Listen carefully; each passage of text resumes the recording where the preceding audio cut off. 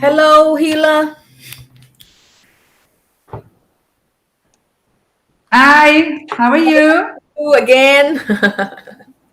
How is it going till now? Hello. Hi. Now you're in. Hello, please. Sorry? Now you're in. I didn't heard your voice. Oh, yeah. That's true. Now I am here. Someone has two open microphones because it's two open microphones because it's. Okay.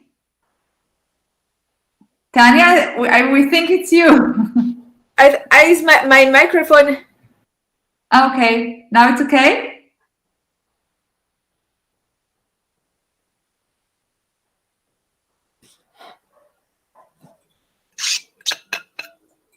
Okay. I think so.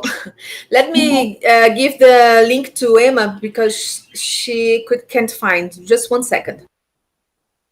And Nancy is trying to get in as well. Ask her to try again. I allow her to enter.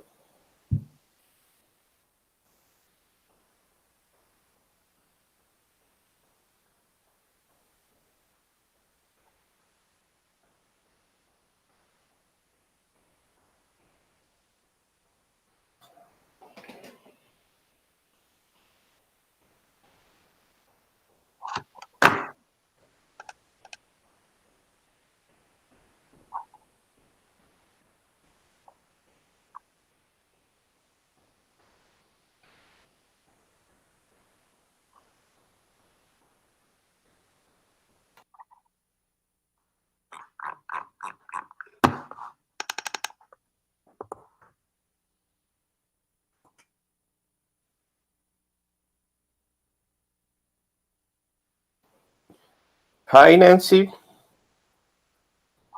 Hi, Nancy. You're on mute. We can't hear you.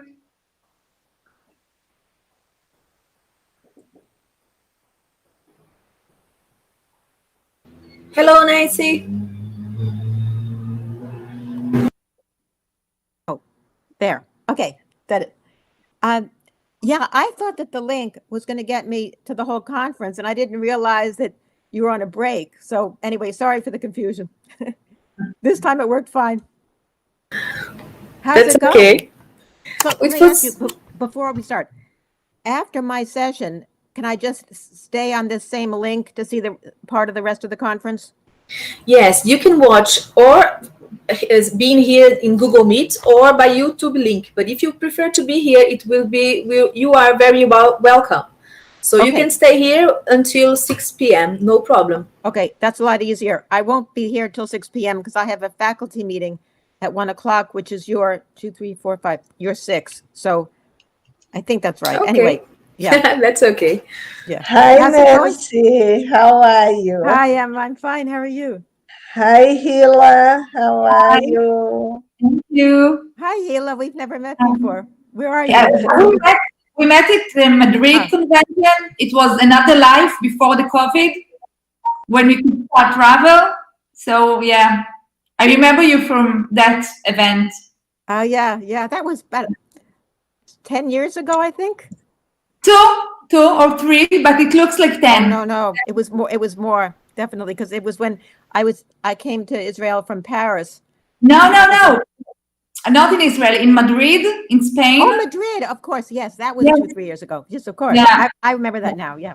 Good. I wanted just to tell you that we are already online, but we will just begin in a few minutes. But just you to know that everyone is hearing us, but we can continue conversation here. Okay, Tania. So I need to ask you a few questions. I've never used Google Meets before. I practiced a little bit. But so when it's time for my presentation, I do present now at the bottom. It says present now, and then I can share my screen with the PowerPoints. Exactly. Yes? Do you want to test now? Yeah, well, I don't know. Once I'm on there, will I be able to undo it again? Yeah, no problem. There, if you have any technical issue, we'll be here to help you. So I'm going to hit present now, and I'll present your entire screen. It says, okay, so I'm going to allow. Okay, and then I want to get my talk up. If you present all the screen as you did, everything that you move your screen, so if you go to your email or everything that you go, everyone will see, but just to know, but it's perfect. I can say perfect. And it works? The slides are moving? Yes, they are. Perfect. Oh, good. Okay, so then that's fine. So I'll escape and put it back on the dashboard. Okay, so no problem. Yeah, good. I was worried because I'm used to Zoom. I've not used Google Docs, so yeah. Yeah, could we see? Would we be able to see all the presentation like offline, like tomorrow or the day after? Yes, we will edit, and then we will put it on YouTube. So it will be open, but we pretend to edit just to cut off some species that it's more or less, but yes, it will be. And it was very nice. The talk this morning was very, very nice. We had Ariel Nafo, we had Pluis, and we have Turkheimer. It was, and Silvia Corte, and also Emma Otta, and it was very, very, very nice. Yeah, just too early in the morning here in California. I was asleep. Yeah, sure. Yeah, the time change is crazy, but yeah, what can you do? How was Eric Turkheimer's talk? Didn't he go before? Yes, it was very good, very good. You will see it after when it's going to be available in internet. What now? All of these talks I know are being recorded and they'll be on a YouTube. So when can we access them? We will have to edit, but then I will tell you. I can send you an email saying that it's already available. That's great, Tanya, because I have to write the foreword to the book, don't forget. So I have to see the talks. Oh, yeah. Okay. Hello, Julio.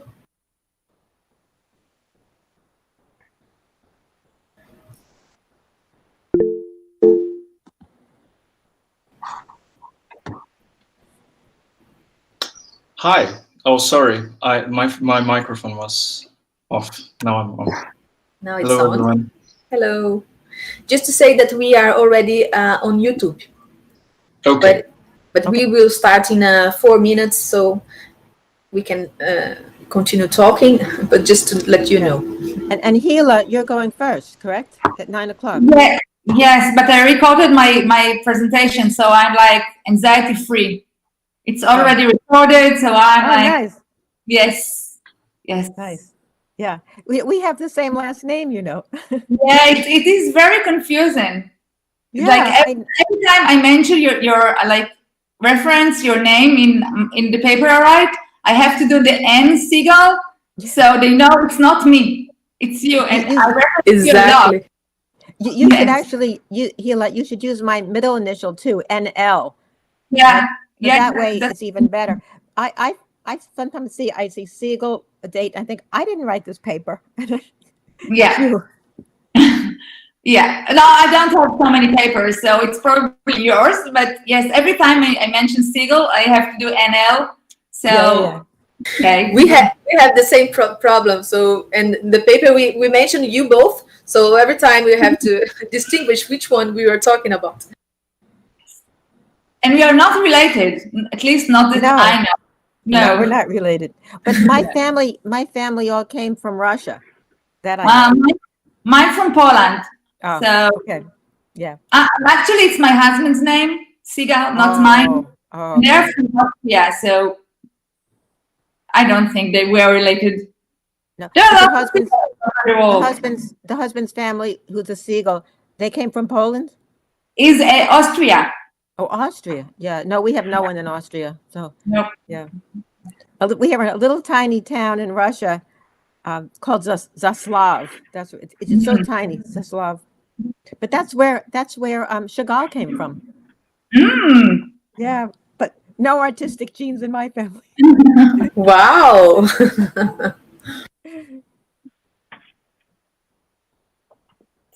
So, Isabella, can you hear me? Yeah. So, are you the one who's working on the case study of the Brazilian twins who were raised apart? No, it's Eloisa and Jennifer. Okay. Do you know how that's coming? Because I'm very excited about that. Yeah, it's very nice. Very nice study. Tomorrow they will present in the meeting, the twins meeting, and because we have today that is a scientific part, and this tomorrow is dedicated to the twins. So we will do it in Portuguese, but with no translation. That's why we didn't invited you all. But they will talk about that, and so Emma can let you know after, and even Eloisa, and it's very, very interesting. We have now 2 pairs of twins head apart. It's fantastic. I saw the paper and I thought it was very good. I had a lot of comments. So I guess you're waiting to maybe get more data, but I'll get a new version eventually. I'm working on a case now, a new pair from South Korea, and they haven't met yet. They're 46, and one is here in the US, and the other one is raised by her biological mother and father in Seoul, South Korea. And you know how they got separated? They were little girls about 2 years old, and they went out with the grandmother to the market, and the grandmother was a little cuckoo, and she lost the twins. She lost both of them, but they found one girl later, and they never found her. So she ended up at an orphanage, and then eventually adopted by a couple up in Vermont. My goodness, Nancy, that's very, very, very. And they look exactly the same. So I'm doing the casework on the one here, and my colleague in South Korea is doing the one down there. And they're 46 and never have met. And of course, the one in South Korea knew she was a twin, but the one here never knew, just was looking for family and discovered she's an identical twin. Wow. One of the young men saw at the internet a video of another young man that was singing and playing guitar, and he thought that this was him because, and he didn't know that he had a twin brother. So he tried to find, and the family told him that he was adopted and he had a brother, and now they will sing and play guitar for us tomorrow. And if you want to see, it's nice. So Emma, is this the pair you're talking about in the paper? I thought the pair was they did photography. No, this is the second pair. The second pair, okay. Yes. Very exciting. That's absolutely an amazing story. Just amazing. I think oh, sorry. No, I just wanted to ask Nancy, are you going to write a book about them? Because I love your books. The South Korea? Yeah. No, I'm not going to write a book on them. I'm going to write a paper. But in my talk, you'll see I have a new book coming out in the fall. And it's about that. You might know, Hila, it's about the twin study done in the 1960s where they separated twins and secretly studied them without telling the parents. And so you may have seen the film 3 Identical Strangers. Yeah. Okay. So it's all about that study. Great. Yeah. And I'll show you the book cover in one of the slides. I hated all my book covers, but I love this one. This one is fabulous. You'll see. I read the book about the Columbia twins. It was brilliant. Oh, brilliant. Good. Yeah. Thank you so much. I'll talk a little bit about them too. Okay. Yeah, some new data on them. Okay. So great. I think we think we can start. On I don't know, for me it's already we have passed some minutes. Can we start, please? We could start with Julio, no? Julio presenting Plinio. Okay. Yes. Let me just start recording. Okay. I think it's recorded now. Is it normal my camera is not going on? Oh.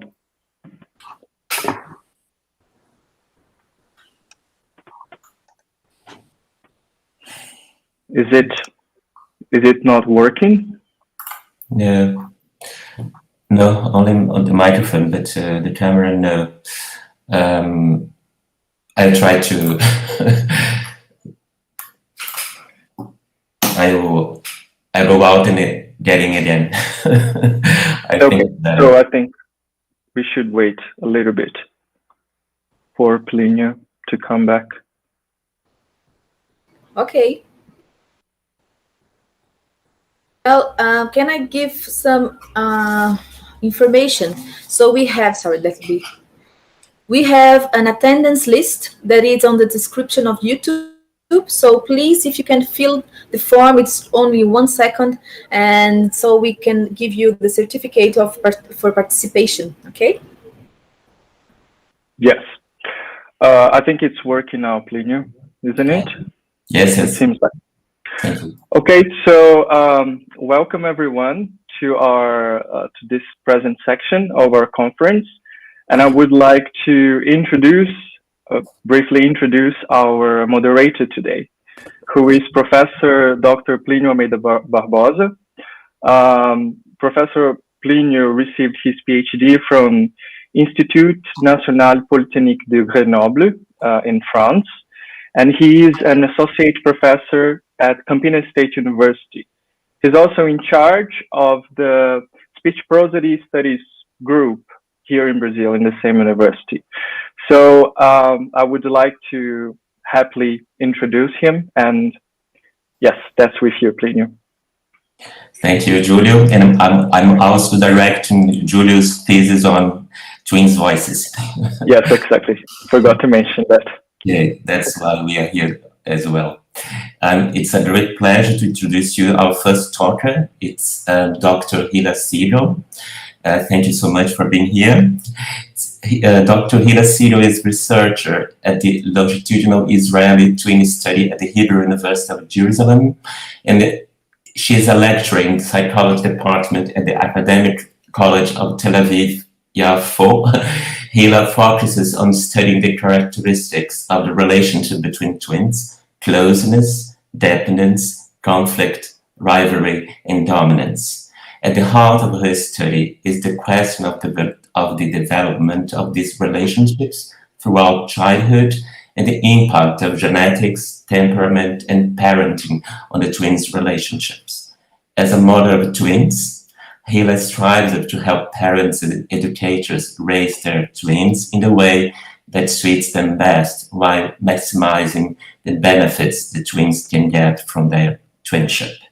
And the title of her presentation is Development of Twinship in Childhood. Thank you so much, Hila. It's you.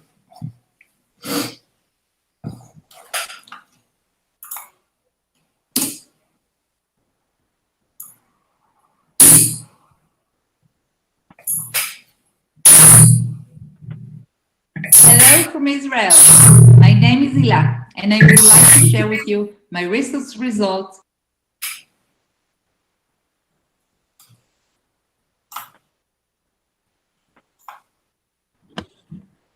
Can't hear. Sorry, I can't hear too. Eloisa.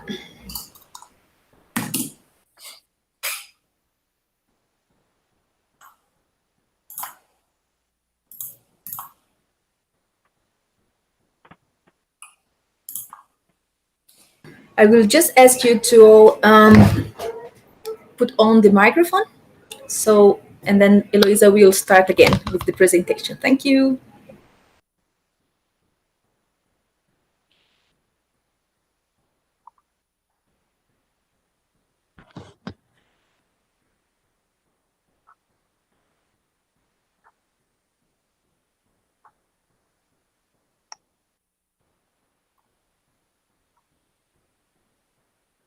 Hello from Israel.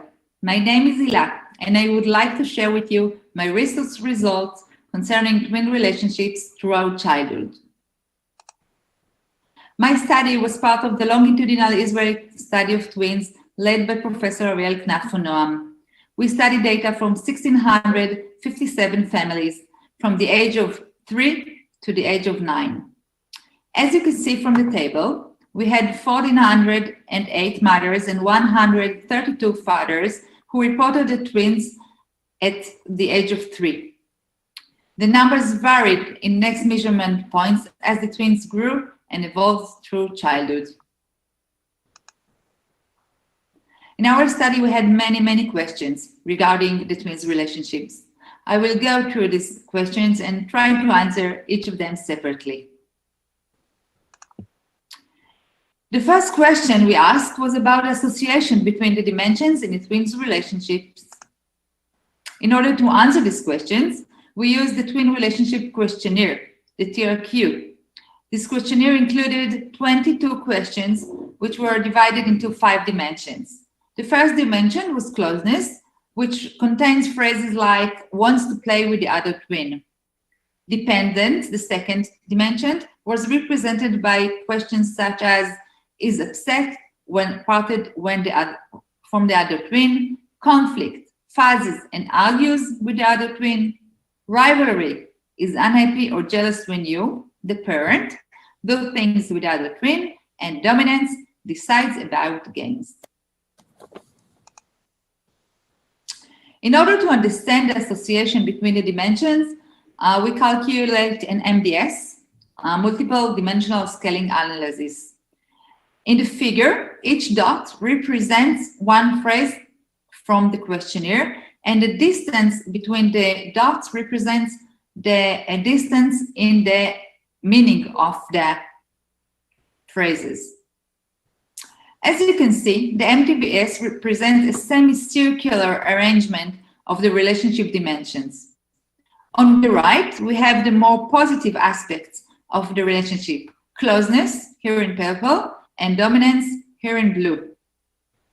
On the left, we have the relationships dimensions that contain negative aspects: rivalry, red, conflict in yellow, and dominance in green. We can also see that the closeness questions are closely clustered and in a distance from the other relationship dimensions. Indeed, we found that closeness and conflict are not bipolar opposites. The correlation between these dimensions are insignificant or very low at the age of 3 to 6.5, and become low and negative from the age 7 to 8 till 9. That is, at younger ages, the twins can have both closeness and conflict in the relationships at different intensities.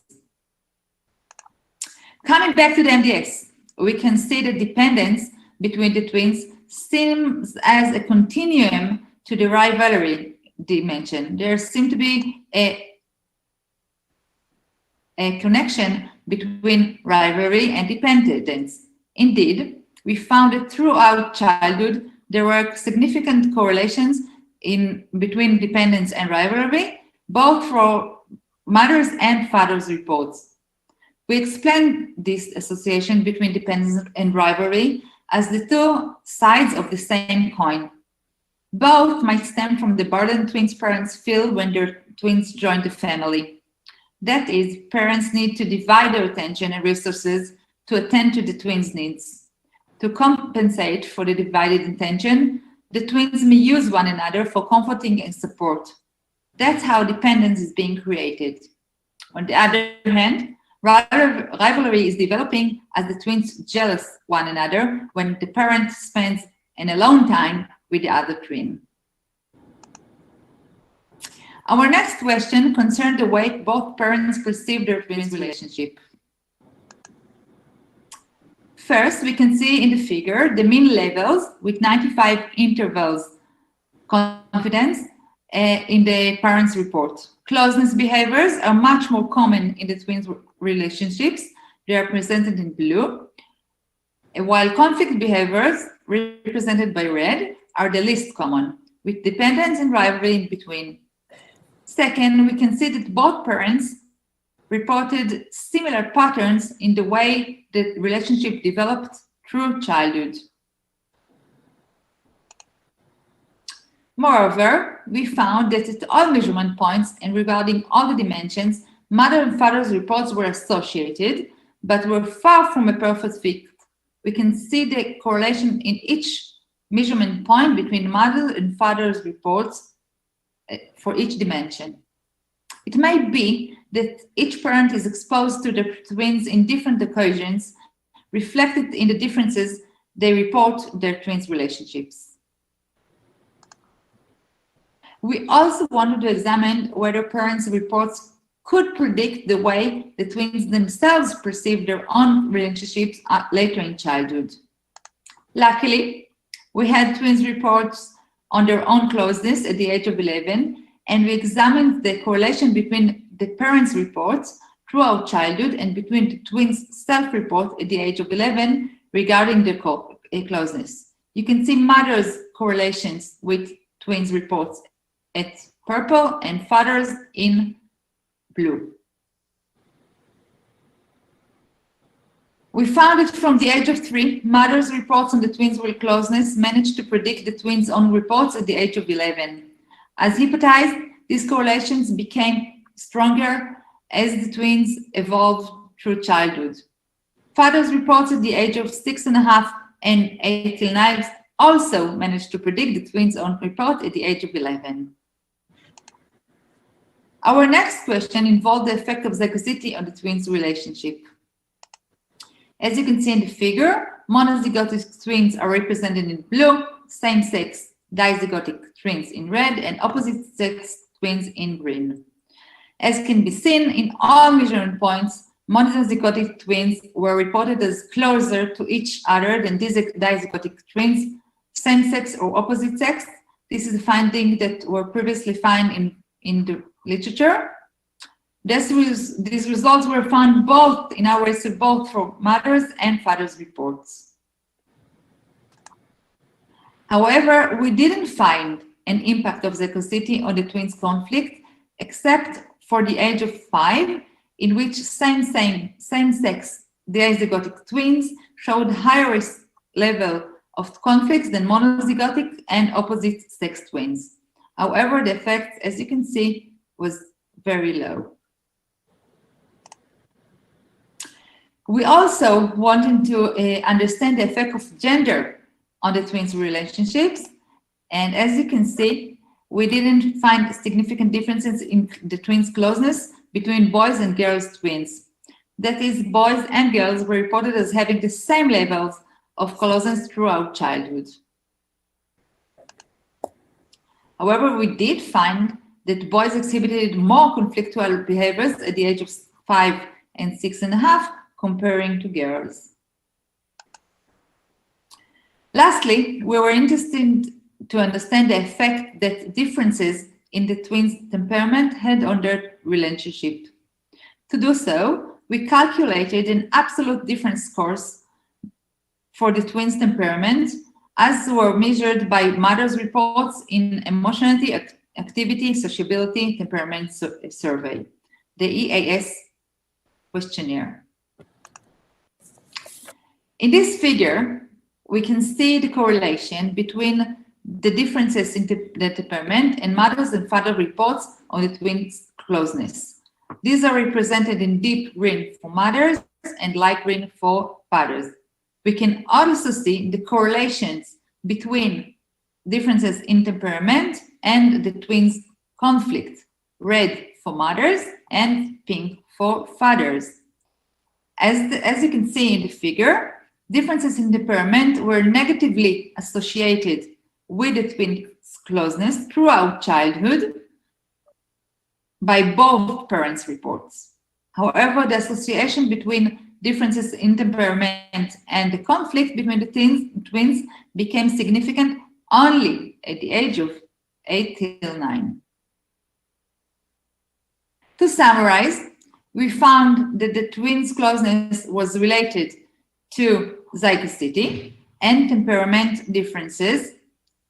Actually, our current study showed that differences in temperament can explain part of the zygosity effect on the twins' closeness. However, the twins' conflict was explained by gender. At the age of 5 and 6.5, boys exhibited more conflictual behaviors than girls, and by differences in temperament at the age of 8 till 9. I would like to thank you all for your attention, and a special thank you for Professor Rekna for Noam, my mentor and supervisor, and all of our colleagues in the Social Developmental Lab for the kind advices and support. Thank you all. Thank you for your presentation, Hila. And I recall everybody that the questions are at the end of the session for the three groups of presenters. Now I present the other work, and that will be presented by three people. The first one is Isabella. Isabella França Ferreira is a biologist, master in experimental psychology, and a Ph.D. student at the Psychology Institute at the University of São Paulo. She is part of the Team University of São Paulo Twin Panel.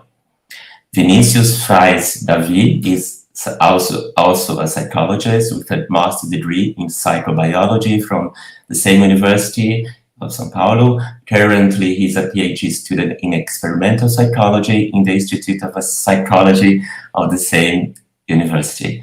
He is a member of the University of São Paulo Twin Panel as well, and also a technician in experimental designs and data analysis. Tania Lucci is a psychologist, a PhD in experimental psychology. She works as a laboratory specialist, pro-contest technique, at the Psychology Institute of the University of São Paulo in collaboration with Professor Emma Ota, and she's currently part of the team panel USP de Gêmeos. And the title of their presentation is Relationship Among the Twins in Childhood, Effects of Zygosity, Age, and Sex. And thank you all, and have a nice presentation.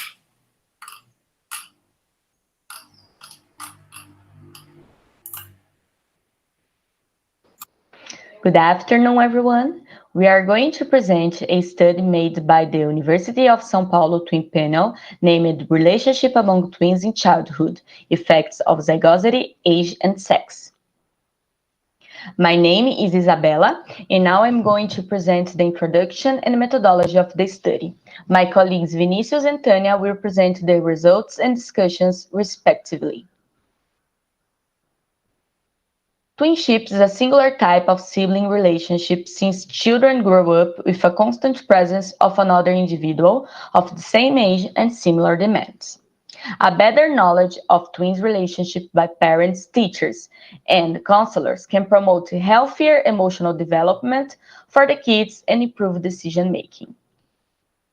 Studies have shown that zygosity can influence the relationship between twins.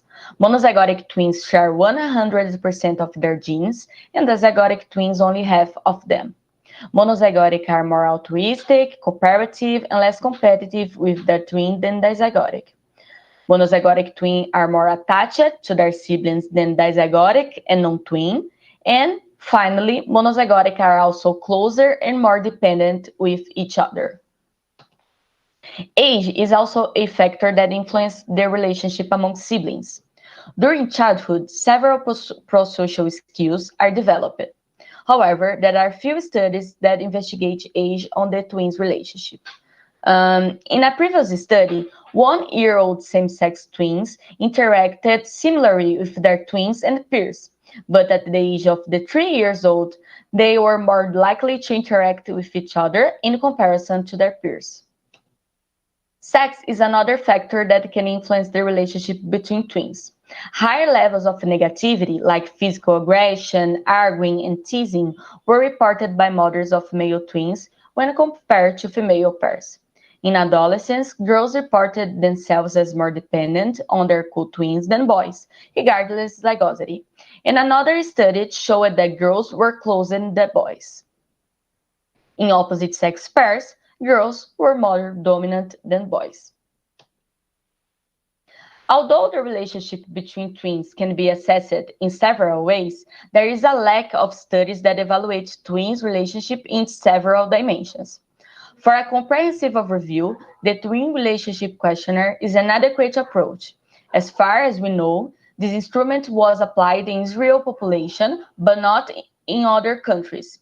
As there are no studies on this perspective here in Brazil, our goal was to verify the relationship between twins and compare it with the previous study conducted in Israel. So, our aim was to investigate the influence of zygosity, sex, and age on the dimensions of twin relationship that were closeness, dependence, conflict, rivalry, and dominance. Our hypotheses were monozygotic twins would be closer and more dependent than dizygotic. Male pairs would be more conflictive and less dependent and close than female. Girls would be more dominant in opposite sex pairs. And older children would be considered by the mothers as closer than younger children. Now, the methodology. 882 mothers participated in our study. The age of their twins ranged from 1 to 12 years old. Most respondents attained high levels of educational qualification, as we can see in this table, and the majority of sample lived in the southeast or in the south regions of Brazil. Regarding twins, 41% were monozygotic and 58% were dizygotic. 45% of dizygotic were opposite sex pairs. To diagnose zygosity, we translated a 4-item questionnaire which has been used in the zygosity assessment of the Danish Twin Registry. We have adapted this questionnaire to be answered by the mothers of twins. We also used the twin relationship questionnaire to be answered by the mothers. This is a 22-item English questionnaire, and it was developed by Fortuna et al. In 2010 and validated in 2019 by Hila, Segal, and Ariel Nafo. The twin relationship questionnaire was adapted and validated in Brazilian Portuguese by the University of São Paulo Twin Panel, and we found the same dimensions of original study.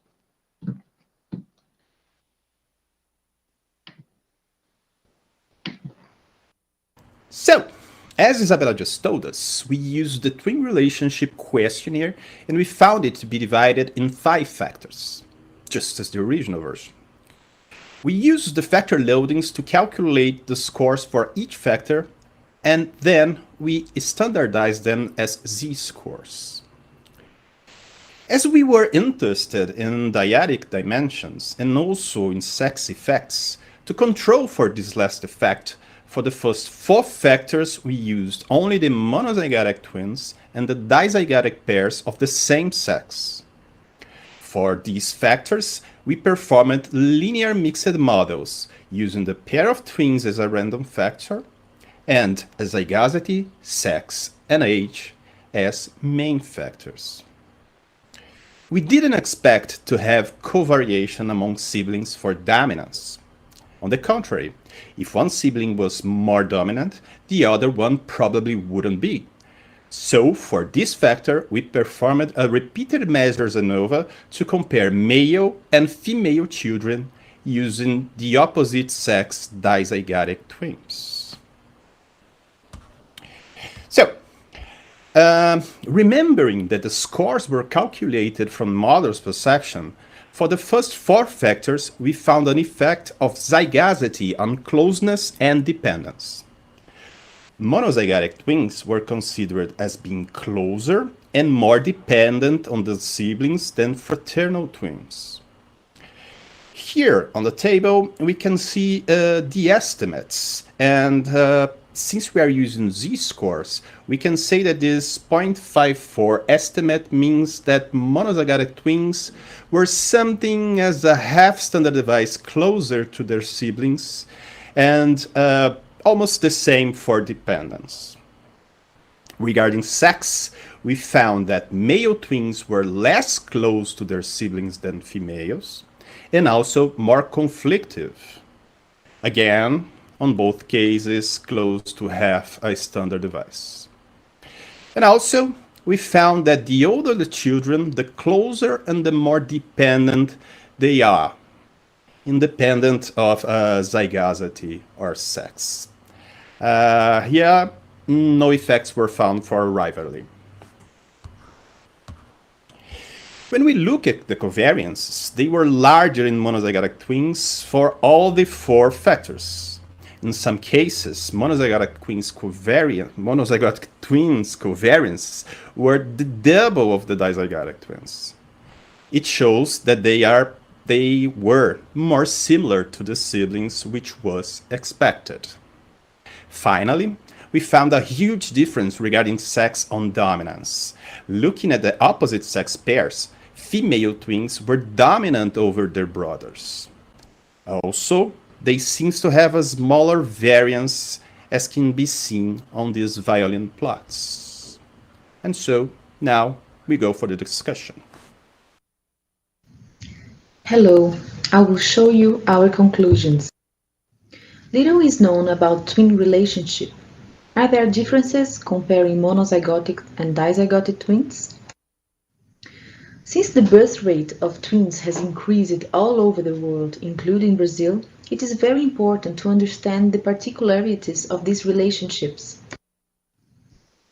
Our first conclusion is that mothers considered monozygotic twins to be closer than dizygotic twins, and also that mothers considered monozygotic to be more dependent than dizygotic twins. And we also found that monozygotic twins exhibited greater covariance in all dimensions except for dominance, revealing that they are more similar in the characteristics evaluated when comparing to dizygotic twins. We can explain these results by adopting 2 different, although not opposite, perspectives. From an ultimate perspective, the kin selection theory, formulated by Hamilton, 1964, proposes that a person would be more prone to act altruistically towards a close relative, with whom he shares genes in order to increase their inclusive fitness. Based on this evolutionary hypothesis, genetic similarity would be related to higher levels of cooperation and lower levels of competition. Monozygotic twins who share 100% of their genes are expected to have a more cooperation behavior compared to dizygotic twins who share on average about 50% of their genes. Taking an approximate perspective, we may say that monozygotic twins share more similarity of psychological traits that contribute to a more intense attachment bond between monozygotic twins. They share more interests and abilities that contribute to establish a closer relationship. Our findings suggest that monozygotic twins have a different and more intense bond when compared to dizygotic twins. Our study was based on an evaluation study conducted by Nafonon and colleagues from the longitudinal Israeli study of twins. And they also found similar results. Mothers considered monozygotic to be closer and more dependent when compared to dizygotic twins. Studies on the relationship between siblings have shown inconsistent results regarding the effects of sexual composition on the quality of the relationship, but still, our results confirmed our initial hypotheses that are: when considering the same-sex diets, boys showed less closeness and more conflict behavior, regardless of their zygosity. And considering opposite-sex diets, girls were considered more dominant than boys by their mothers. As Mark et al., we found higher levels of negativity when considering male twins. Considering female twins, we found that girls were closer, but we didn't find that they were more dependent. Considering opposite sex pairs, we found that girls were more dominant than boys, as Brian, 1992. Regarding age, older siblings were considered by their mothers to be closer and more dependent than younger ones, regardless of zygosity. Understanding the peculiarities of the twin relationship will contribute to implement better twin-related practices and well-based policies. We thank you all for your attention, and we will be here to answer any questions you may have. We will also be very happy if you want to contact us by email to discuss our study. Okay. Thank you so much, the three of you, for your nice presentation. Now it's my pleasure. Again, I recall everybody that are listening to us that all the questions are welcome at the end of the session. Now it's my pleasure to present Dr. Nancy Segal. Dr. Nancy Segal received a bachelor degree in psychology and English literature from Boston University and master and PhD degrees in social sciences and behavioral sciences from the University of Chicago. She is current professor of psychology and director of the Twin Studies Center at California State University, Fullerton, which she founded back in 1991. She is the CSUF Distinguished Professor in Humanities, 2004-2005, Distinguished Professor in Humanities and Social Sciences, and 2004-2005 Outstanding Professor of the Year. She also received the 2005 James Shields Award for lifetime contributions to twin research from the Behavioral Genetics Association and International Society for Twin Studies. Dr. Segal has authored about 120 scientific articles and book chapters, in addition to her 3 books on twins. In fall 2007, she was the featured guest speaker at the New Zealand Multiple Births Association in Auckland. Dr. Segal is an associate editor of Twin Research and Human Genetics, the official journal of the International Society for Twin Studies.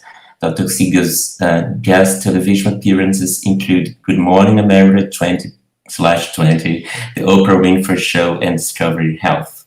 Her current recent interests include behavior and physical development of twins, the nature of twins' social relationships, Korean twins separated at birth, the behavioral development of Chinese twins adopted internationally, and the behavioral consequences of twin loss. And today her presentation will be about twins reared apart. Thank you so much, Nancy, and it's you. Your microphone, Nancy. Your microphone, please.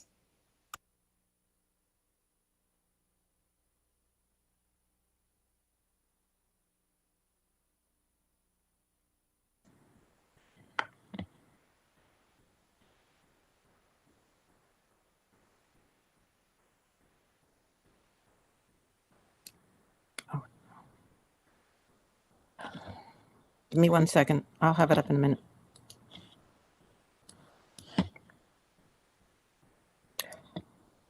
Okay, how is that? Can you hear me and see the presentation? Yes. Yes. Excellent, excellent. Okay, well, thank you so much for that introduction, and it is my pleasure and privilege to discuss twins reared apart as part of this conference on twin studies in behavioral and health research. It may surprise some people to learn that the first mention of twins reared apart did not occur in the world of science, but rather in the world of drama, with the play by the Roman dramatist Plautus entitled Menechemi that involved confusion identity and hilarity and was in part the impetus for Shakespeare's play Comedy of Errors. It's also surprising to find that the first scientific study of twins raised apart did not begin with Galton, although the idea was proposed to him in the late 1870s. In fact, the first scientific report was a case report of identical reared apart twins, Bessie and Jessie, by Paul Popenoe in 1922, and later updated by Hermann Mueller in 1925. The first comprehensive study of reared apart twins was undertaken at the University of Chicago in 1937 by Newman, Freeman, and Holzinger, a biologist, an educational psychologist, and a statistician. And they summarized their work in a volume entitled Twins, A Study of Heredity and Environment, which based on data from 19 pairs of monozygotic twins raised apart, or MZA. Their work was followed by that of James Shields in 1962 at the Maudsley Hospital in London. Shields reported on 44 MZA twin pairs with brief accounts on 11 DZA twin pairs. His findings are included in his book, Monozygotic Twins, Brought Up Apart and Together. And Shields was then followed by Professor Niels Juel Nielsen from the University of Odense in Denmark. Juel Nielsen included 12 MZA twin pairs. Now that may not seem like much, but keep in mind that Denmark is a small country, and because of their marvelous population and psychiatric registries, he was able to get the entire population of reared-apart twins within a given interval. He published his findings in a 2-volume series in 1965 and 1980, Individual and Environment, Monozygotic Twins Reared Apart. And then we have a study by Thomas Bouchard at the University of Minnesota, launched in 1979 and concluding in 1999, but I should point out that papers are still being published from that enormous data trove. In the end, there were 81 MZA twin pairs and 56 DZA twin pairs. It was very important that DZA twin pairs be included, because that way we did not risk the criticism that has been sometimes launched against the 3 previous studies, that because they were focused on MZA pairs, they may have excluded the dissimilar MZA twin pairs. By including DZAs, we did not run that risk. And it was really a privilege for me to work on this study for nearly a decade. And those findings are published in my book, Born Together, Reared Apart, which came out in 2012. Other reared apart twin studies have been or are taking place in Japan, Sweden, the USA, Finland, and China. There are a number of single case reports out there. And then one study done by Cyril Burt, which is currently discredited, and I'm just going to mention that very briefly. Cyril Burt worked in London, a very distinguished psychologist indeed, but it was determined that over 3 of his publications in which he increased his sample size each time, his correlation was unchanged, which is just really not something that happens. So there was a great debate in the literature as to whether the data were fraudulent, whether it was a clerical error. But nevertheless, the data have been removed from the literature. Nobody cites them. But I should point out that we found almost exactly what he did, as did the other studies, and his elimination from the literature in no way infects our broader sense of what the data mean. I'm going to present some highlights from what I call the Big Four twin studies, beginning with Newman, Freeman, and Holzinger. They found an MZA IQ correlation ranging from 0.64 to 0.68, depending upon which IQ test they used. But they also found significant correlations between within-pair IQ differences, educational differences, and social differences. Some people have misinterpreted those findings to suggest that genes don't matter. It is perfectly plausible that a more advantaged twin would outperform a less advantaged co-twin. But keep in mind that what the IQ correlation of 0.64 to 0.68 reflects is that twins still score closer to one another than they do to the members of other pairs. One of Shields' most provocative findings was in the area of personality, in which he found that MZA twins show a higher correlation than MZT twins for both extroversion and neuroticism. And this pattern has been repeated to some degree among twins living apart and twins living together. Now, I should say that the more recent reared apart twin studies, including the one in Minnesota, did not find this. I suspect that perhaps it's differences in protocols that are insensitive to this. How did Shields explain it? He said that twins raised together form a relationship vis-a-vis one another, so that one twin might dominate, one twin might be more submissive. But with twins raised apart, they're free to express their genetic potentials, free from the influence of the other. And I will say that despite the fact that we don't see this finding in recent work, anecdotally, my colleagues and I do find that when we speak with twins individually, we have a greater sense of their similarity than when we speak with them together. Juel Nielsen reported findings on general health in which he found few differences. He found both similarities and differences in somatic disorders, Despite the fact that he found differences in verbal areas and differences associated with educational differences, he still produced a high IQ correlation on the order of 0.6 or 0.7, just as Newman Freeman Holzinger did. He found personality similarities with respect to gestures and facial expressions consistent with genetic effects, but some differences associated with interpersonal interactions, such as cooperation and the need for contact. Jules Nielsen was interested in psychiatric disorders, but few of the twins did present childhood symptoms, and he was careful to emphasize the complex interplay of heredity and environment. Now, from the Minnesota study, you'll see that I have a lot more highlights. We found a heritability estimate of 0.77 for the G factor derived from the IQ test, identical to what Cyril Burt found. Surprisingly, twins' IQ scores were not linked to parents' education, home facilities, family achievement, or intellectual motivation. Those are the adoptive parents they were raised with. When it came to personality, we found that MZ twins reared apart are as similar as MZ twins reared together, a very controversial and provocative finding at the time. But yet, what it tells us is that family members living together are alike in personality because of their shared genes, not their shared environment. And the environmental effects that are important for personality, which only shows a 0.5 correlation, are those effects that people experience outside their family, what we call idiosyncratic effects or non-shared environmental effects. We found that religiosity and social attitudes had a heritability estimate of about 0.5, very, very new and controversial finding, because previous studies of young twins raised apart found virtually no genetic effect at all. But the reason was that they were studying young twins living at home who had to pay attention to what their parents wanted. Once you study adult twins, you find that they are freer to gravitate toward the people, places, and events that are most compatible with who they are. And that's where the genetic effect on religiosity and social attitudes comes through. When I came to Minnesota, I was fascinated with learning more about the social closeness and how that compared with MZA and DZA twins. And this kind of continues some of the discussion we heard in an earlier paper.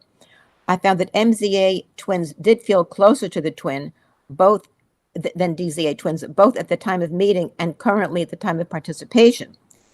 And maybe even more interesting, the twins as a group felt closer to the adoptive closer to the twins that they just met than to the adoptive siblings they were raised with all their lives. So again, capitalizing on evolutionary psychology that emphasizes the importance of genetic relatedness in social interactions. And because this conference talks about health factors, I'm going to talk about periodontology, which has to do with gum disease. You know, at the time this was done, our periodontological team was studying a variety of traits and came up with an estimate of heritability of 0.5, which really shocked the periodontological world, who were in somewhat of a debate about the genetic environmental input, but still leaning on the environmental side. I will say that this finding, once published, really revised research and thinking about periodontological traits. Here I summarize the IQ correlations for the 4 big studies plus 1, including a study by Pettersson from Sweden. And you can see that despite the differences in populations, time of measurement, participants, that the correlations for IQ are relatively stable and consistent, yielding a weighted average correlation of 0.73. So I'm currently conducting the Fullerton study of Chinese twins raised apart. It is the only prospective study of the group because I'm studying these children at very young ages and tracking their development over time. The twins were separated mostly because of the one-child policy, which limits urban families to 1 child and rural families to 2, although they've recently come back from that policy. It's no longer in effect. So far, I've identified 15 MZA twin pairs and 8 DZA twin pairs with a mean age of just over 9.5. These twins were adopted at a mean of 1.5, but some as young as less than a year and some as old as almost 18. And you can see pictures of some of the twins I've had the sheer pleasure and privilege of studying. I'm currently working on a case report of Korean twins raised apart. which is not what you see in the slide, but I'll just briefly tell you that these are twins who've not yet met, discovered their twinship purely by mistake or by accident. They're 46 years old. I'm administering a battery to a twin raised in the US. My South Korean colleague, Dr. Yoon Mi-her, is taking care of the twin in South Korea. But here we have a study that I did with a graduate student of South Korean twins who were adopted in France and in the US, reunited in 2013 at the age of 25. And the revelation of their twinship was based on their physical identity. One of the twins, an aspiring actress, put a videotape of herself online, and it was seen by a friend of the other twin. And here they are. Here's the twin from France and the twin from the United States. They've written a wonderful book called Twinsters, and there's a film about them. I urge you to take a look at both of them. So let's take a look at the WAIS-4 IQ subtest profiles for these Korean twins raised apart. And you can see that the intraclass correlation, which captures the elevation, the shape of the profile, and the scatter, is quite high at 0.993. You see differences among them, certainly, but the contours are fairly similar. And the profile shape alone, which is captured by a Pearson correlation, is lower at 0.53. Collapsing the subtests into the main scales, you get this very, very nice concordant profile with the US twin outscoring the French twin on every dimension. And here we administered a special mental ability battery consisting of verbal and nonverbal subtests. And here the intraclass correlation captures the three elements of the profile at 0.92. And the profile shape here is amazingly similar, just kind of this similar, the shape is the same, but the elevation for this one thing, card rotations, differs a bit, but highly significant.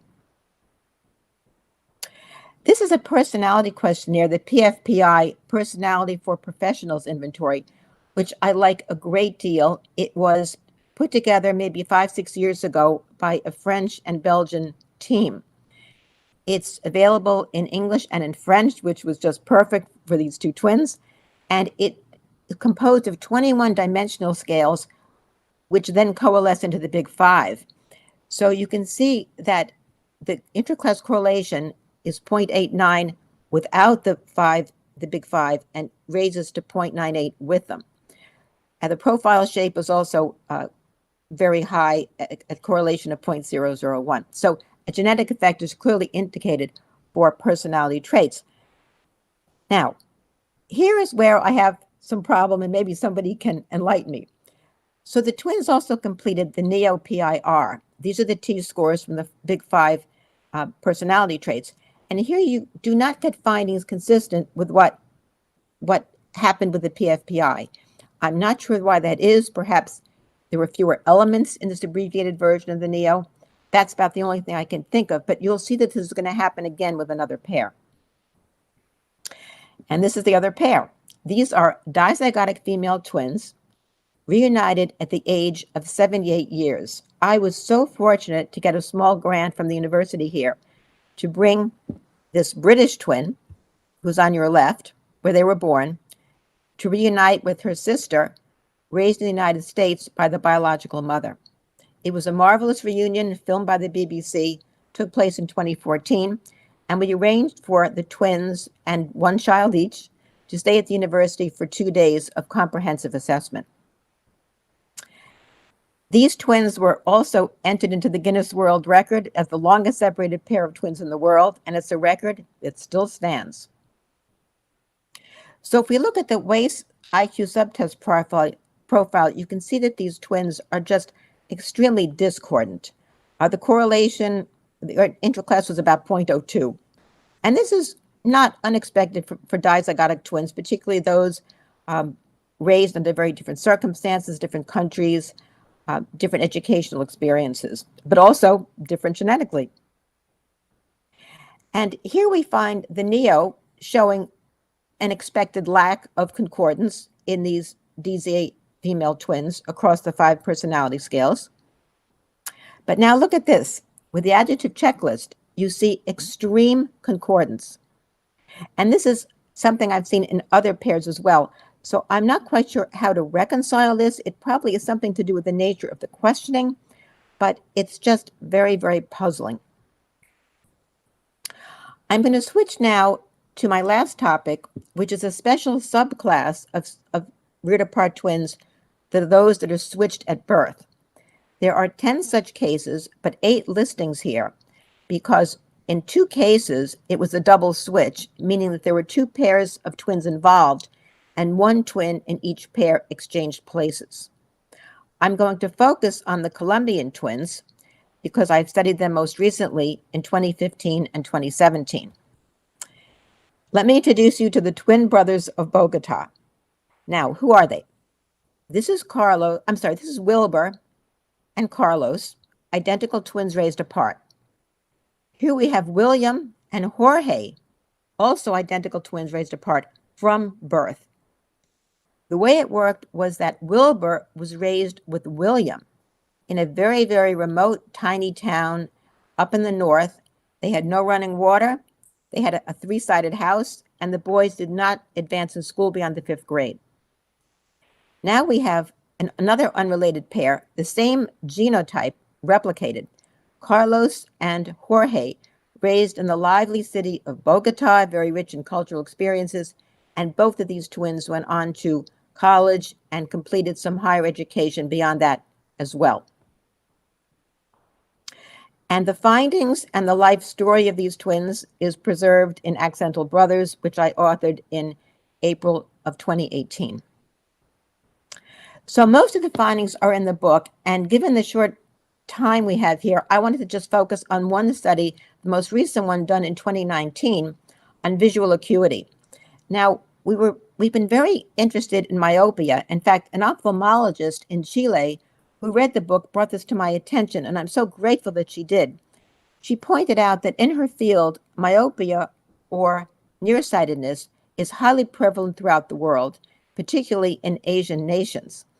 And the controversy there is whether or not myopia is due to very close work, computer use, or whether it's more associated with lack of exposure to natural light. So the Colombian twins presented just a perfect test method for looking at this. So here I'm presenting the uncorrected visual acuity for the right eye and the left eye.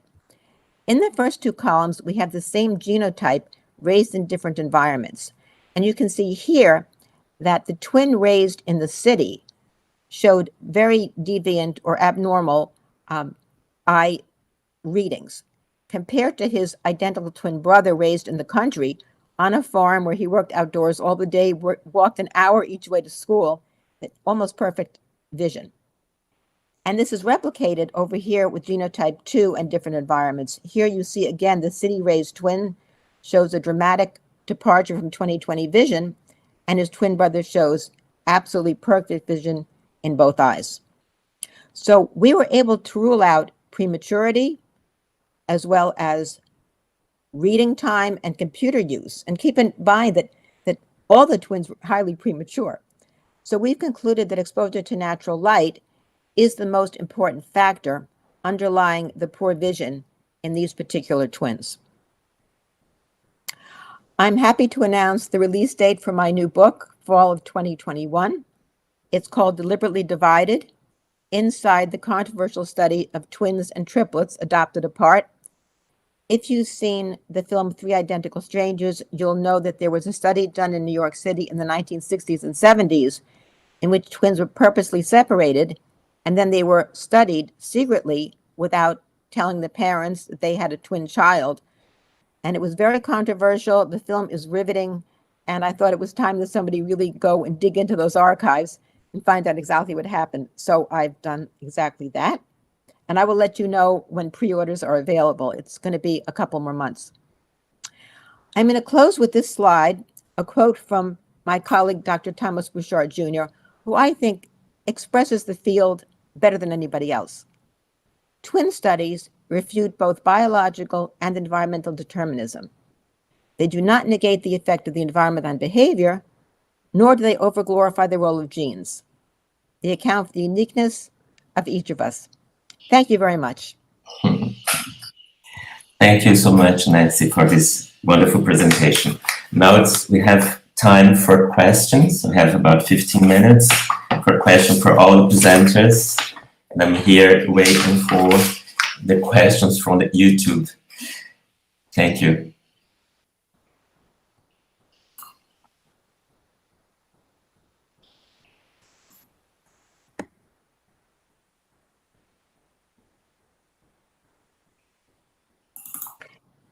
While Julio is trying to find a question from YouTube, I have a question maybe for, I don't know for which person, but maybe a general question about the reports by mothers and fathers.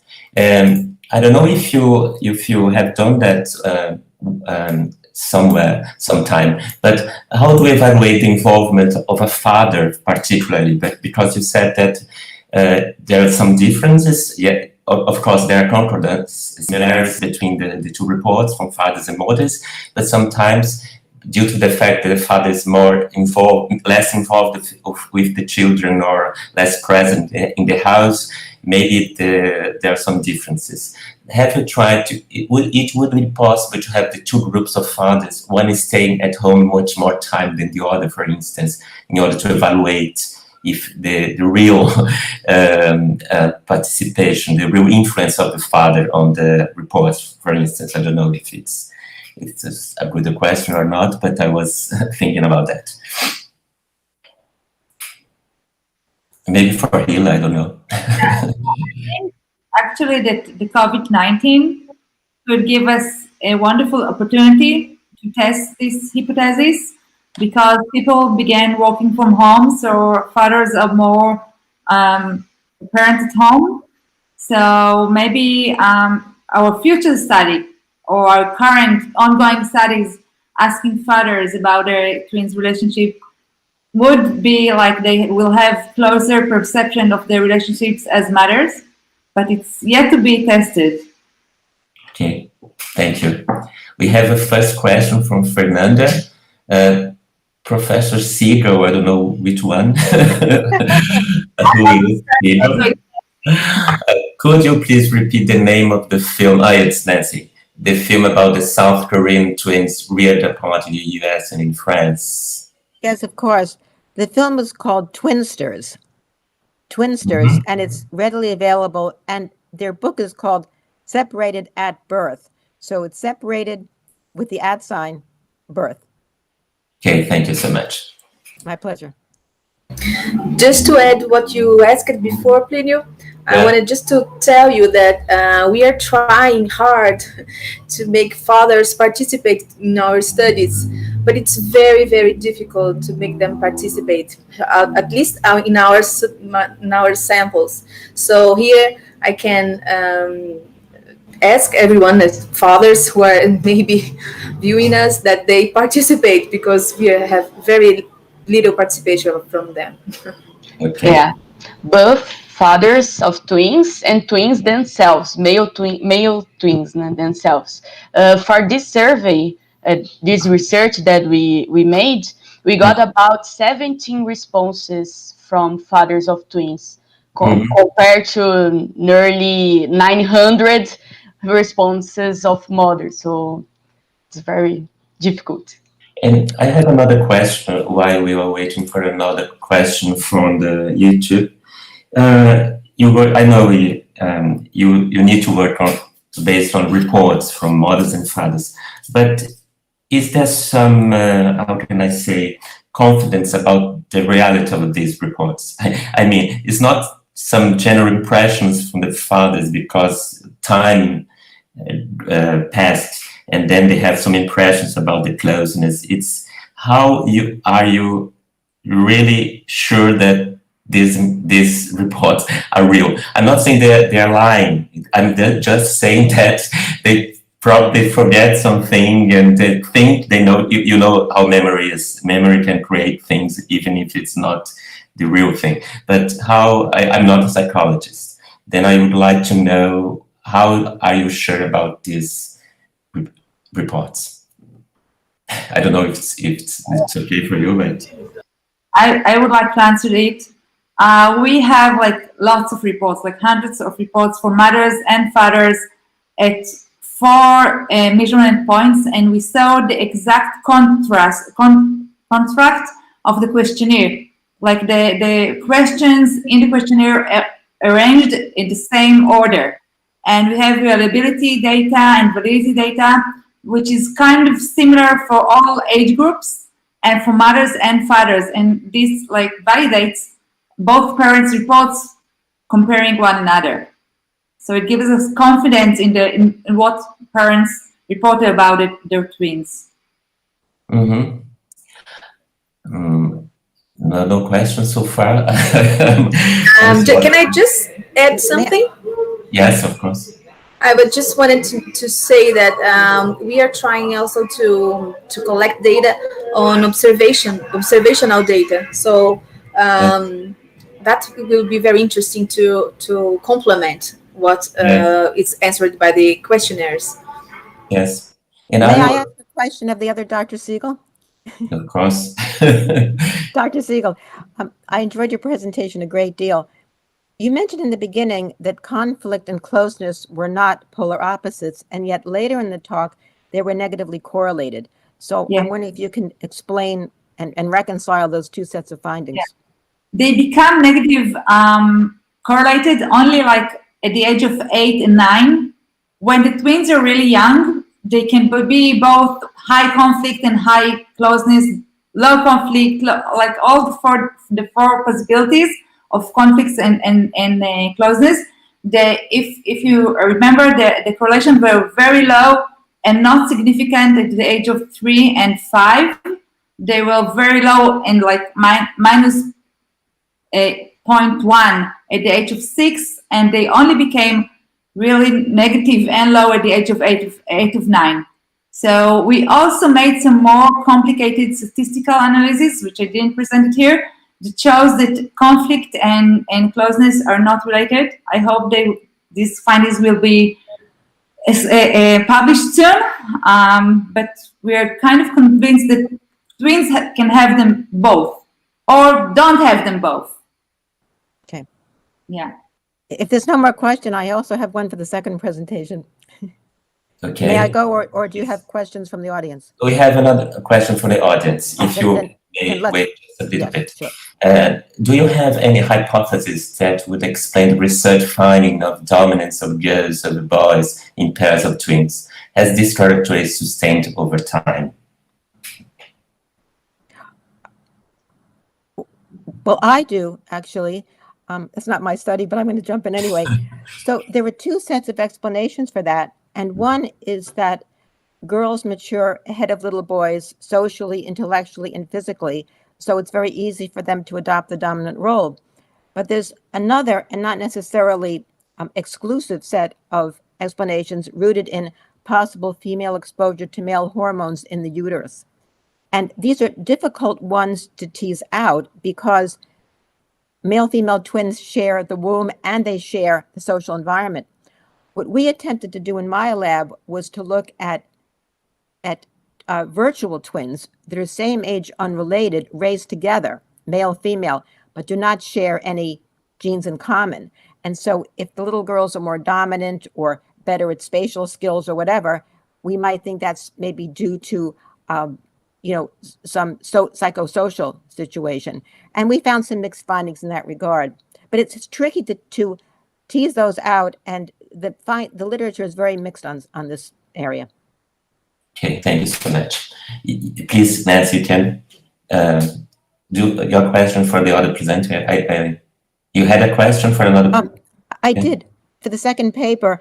And you began your paper by saying that twins have this unique situation because they're raised constantly with someone of the same age. But as I said, I study virtual twins who are same age, unrelated, raised together. Now, do you think that your findings on the dizygotic twins might generalize to these unrelated siblings who are the same age and raised in a very twin-like situation? Please, one of the three. Do you want to answer, Vini?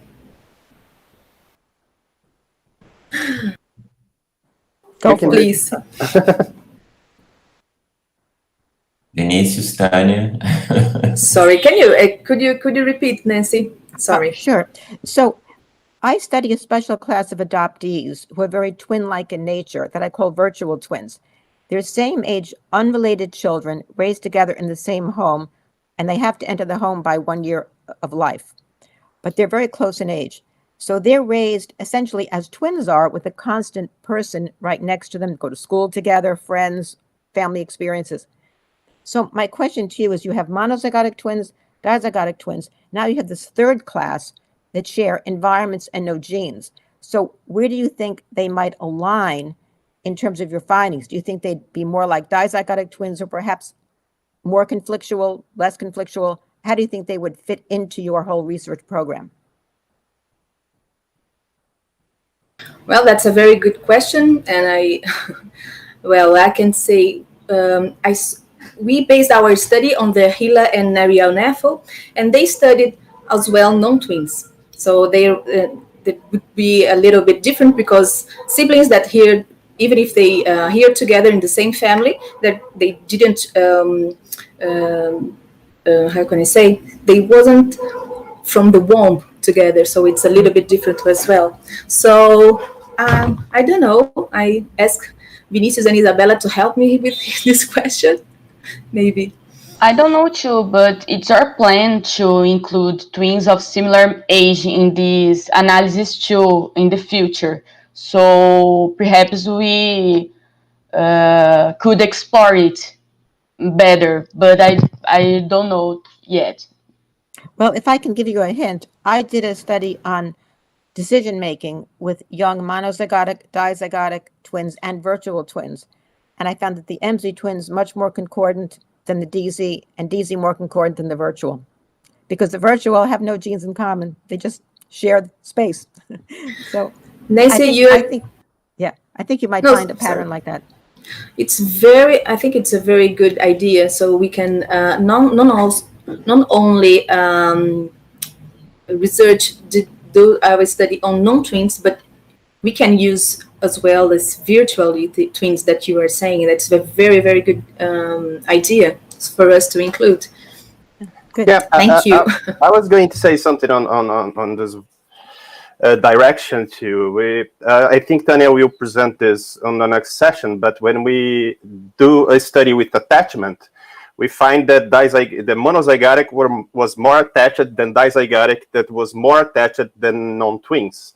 So there is a similarity, a genetic similarity that probably makes them more similar on personality, on some traits that can increase their bond, can make them closer than non-twins, so especially virtually twins. I would love to work with virtually twins. To be honest, I never thought about this possibility until now. It's a great idea. We can try that too. I must admit that the idea was not mine. It came to me from one of the mothers out there, but I thought it was brilliant. It's brilliant. Brilliant. That's the word. Thank you. Maybe we have time for just a short question, and last one. I can make one. I think maybe for Tania or Isabella, or actually for all of you, it's when we compare monozygotic and dizygotic twins, there is something that we also need, as you know, to take into consideration, is the fact that monozygotic twins, normally they are sex matched. They are the same sex, and dizygotic twins, not necessarily. You can have, like, they can be sex matched or not. So when we compare these two groups, if they are not balanced, we could have another variable that is actually sex or gender that is interfering in the results. So when we say sometimes monozygotic twins are more closely related to, in comparison to dizygotic twins, are we controlling sex? Because sex, gender, it's more appropriate. It's something very important, like culturally speaking and socially speaking. So I know that you found something about that, like same-sex twins or are more close to each other than different sex twins? I would like to hear a little bit on that. Okay, in the researches, we normally compare monozygotic with same-sex dizygotic. So, Vini maybe can complete this, but in this way, we equilibrate that you say. So, okay, that was just a curiosity. If the samples were. It's a very good curiosity. To be honest, I'm not sure how to analyze all this data, including the opposite sex. We make this, I would call, coward decision that, okay, we are putting them aside and we are only using same-sex dizygotic. To be completely honest, I'm not sure how to include them. It will be very interesting. Well, one thing you might do that we've done in the past in some of my projects is you study the same-sex ones, and then you study the opposite-sex ones included. If there's no difference, and you can determine the gender is not relevant to the trait you're studying, then you just lump them. Do it both ways. Simple. Yeah, we could. I don't know, Tania. We have 2 questions here in the panel. Do you have time for these 2 questions or not? What time is now? I think we one more question. Can we? I will choose. Okay. I will choose question from Liz. Nancy, please, have you tried to graph your profiles of the MZA pair that looked so identical with the inclusion of another pair, just to see if others might also look unexpectedly similar to? I don't know if I understood. I don't quite understand the question. I'm sorry. Maybe you can rephrase it, Tania. Not why. I will read again slowly. Have you tried to make a graph of profiles of the MZA pair that looked so identical with the inclusion of another pair, just to see if others might also look unexpectedly similar? So, an NBA pair, he's talking about the National Basketball Association? MZA.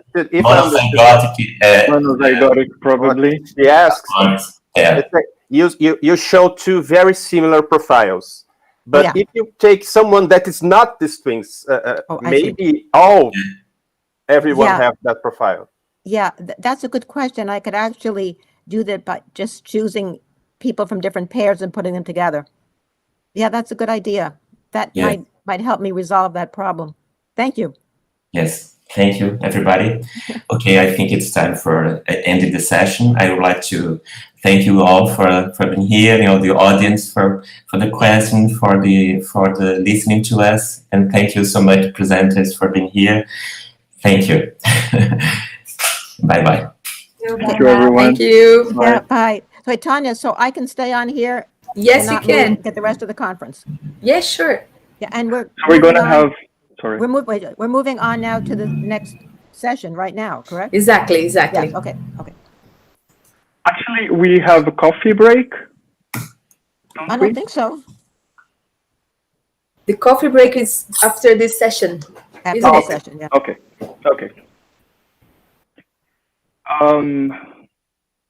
So should I continue and introduce our next moderator? So our next moderator today is Professor Dr. Nara Cortez Andrade. She holds a PhD in psychology. Is that correct, everyone? Okay. She holds a PhD in psychology from São Paulo State University, and she will be introducing our next speakers right now. So thank you, Nara, for joining us. First of all, I want to thank you in name of Emma, all the committee organization that made this possible, this so important field, and also make possible to meet again person that I've met before, like Nancy, and all the so important researchers that are here today to dialogue about attachment in adult twins. So the present session will be dedicated to this discuss attachment in adult twins, and it will be composed by 2 presentations with 15 minutes each. At the end, we will have 50 additional minutes to questions and general discussion around the topic. So I will present to you today Laura Szteren. May correct me if it's not the right pronunciation. Laura is psychologist and psychotherapist, certified in attachment theory by the Bowlby Center in London. She's a graduate student on public policy and children's rights at the Psychology Department de la República University in Uruguay. With her, we'll present the topic Attachment between Uruguayan twins. Valentina Melo-González is a graduate student on fine arts, also at the UdelaR República University in Uruguay, and she has been dedicated to twin studies with a psychoethological approach at the Science Faculty. So, and our other presentation will be held by Tania Kiehl that I will present later. So, thank you, and I hope we enjoy a very deep discussion right now. Thank you.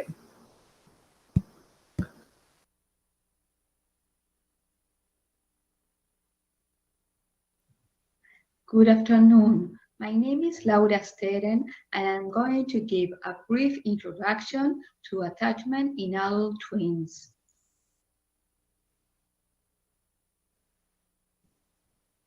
Bowlby's revolutionary theory brings new perspective on human bonds. He highlights the contributions from evolutionary theory and etology to explain that the ultimate function of parent-child attachment bonds is to provide security to babies by protecting them from predators. From this protective function, 2 behavioral systems evolve.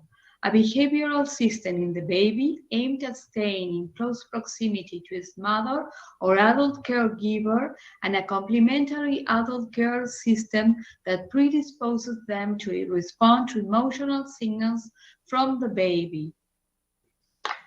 The attachment figure is the person to whom the baby directs his attachment behaviors in search of security. It is the figure with whom the baby will build a privileged bond of attachment. And what is attachment in adults?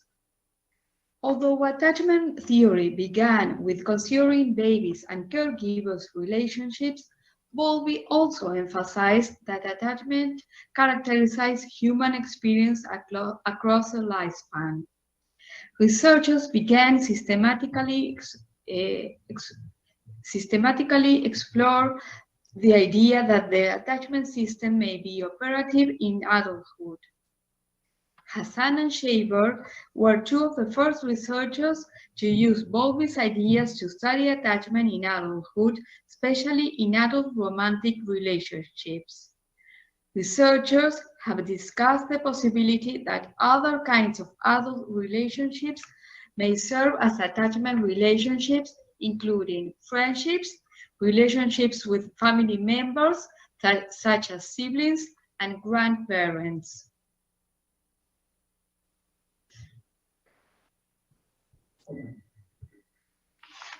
And with respect with attachment in twins, Tancredi and Fraley claim that twin relationships like infant caregiver and many adult romantic relationships are attachment relationships that are characterized by proximity seeking, separation distress, the use of the other as a safe haven during times of stress, and the use of the other as a secure base from which to explore the world.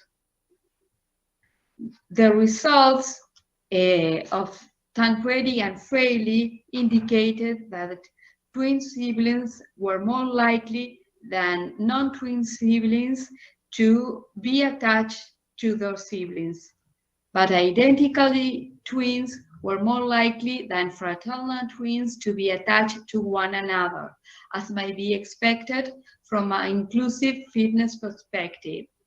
Cross-sectional analysis indicated that older people are less likely than younger people to use their siblings as an attachment figure. Married adults are less likely to use their siblings as an attachment figure than non-married people. Now, Valentina is going to continue with the research that has been done in Uruguay. Thank you. Hello, my name is Valentina. I'm a student of human biology at the Faculty of Science in Uruguay. What I will present to you is part of my final degree project. Twin studies are the most widely used models in analyzing the relative contribution of genetic and environmental factors to behavior. Combining ethological methods with twin designs enable the testing of hypotheses regarding human behavior. In this work, we set out basis on Bowlby's attachment theory to analyze the degree to which identical or monozygotic twins and non-identical or dizygotic twins feel attached to each other. Our hypothesis is that there is a difference in attachment dependent on zygosity, with monozygotic twins being more attached to each other than dizygotic twins. We were interested in knowing the self-perception of attachment and proximity that twins have according to their zygosity. To do this, we use two questionnaires that we disseminate on our social network, Facebook, Instagram, and email. A critical first step in twin research is the accurate classification of the different pairs of monozygotic or dizygotic. The zygosity of the twins was determined using a 4-item questionnaire by Christiansen et al., translated into Spanish. This questionnaire was originally used for the zygosity assessment in the Danish twin register. With the second questionnaire, the perception of the relationship with the twin brother or sister was evaluated at the present time and retrospectively at different stages of their life. Children, young adults, middle-aged, elderly. It's a version translated into Spanish by Neyer. First of all, I want to tell you that it's the first time that we know of that an investigation of this type has been carried out in Uruguay. Now, I will tell you about the results. 154 forms were filled out, but for different reasons, such as not being of legal age or completing the form more than once, we had to eliminate about 17. So, we have 135 validated forms. We were able to identify 27 pairs of twins. That is, most twins complete the form. Of the total of the participants, the majority are women. 67.4%, and 32.6% are men. Also, 62.2% of the total participants have a female twin. 78.5% of twins have the same sex as their twin, with the majority of twin pairs being women, almost 68% of all twins of the same sex. The ages of the participants ranged from 18 to 73 years age, but the average age was 34.4 years. Of that total, 87 people are between 18 and 34 years old inclusive, and 58 people are 35 years old or older. The results of the first questionnaire were strange. Of those surveyed, 49.6 were monozygotics and 50.37 dizygotics. So, the zygosity of the participant is almost 50% monozygotic and 50% dizygotic. Well, the second questionnaire. This graph shows if the twins live together in different stages of life. childhood, youth, adulthood, and today, depending on their zygosity. Monozygotics are represented in blue and dizygotics in red.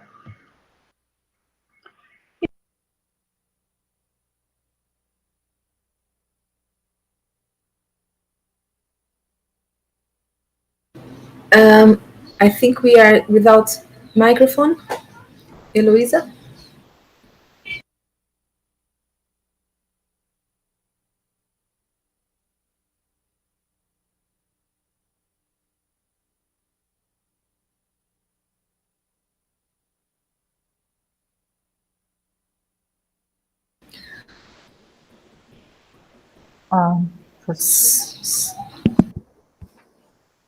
For some reason, technical reasons, we interrupt a little our presentation, but we'll be back soon. Thank you for understanding.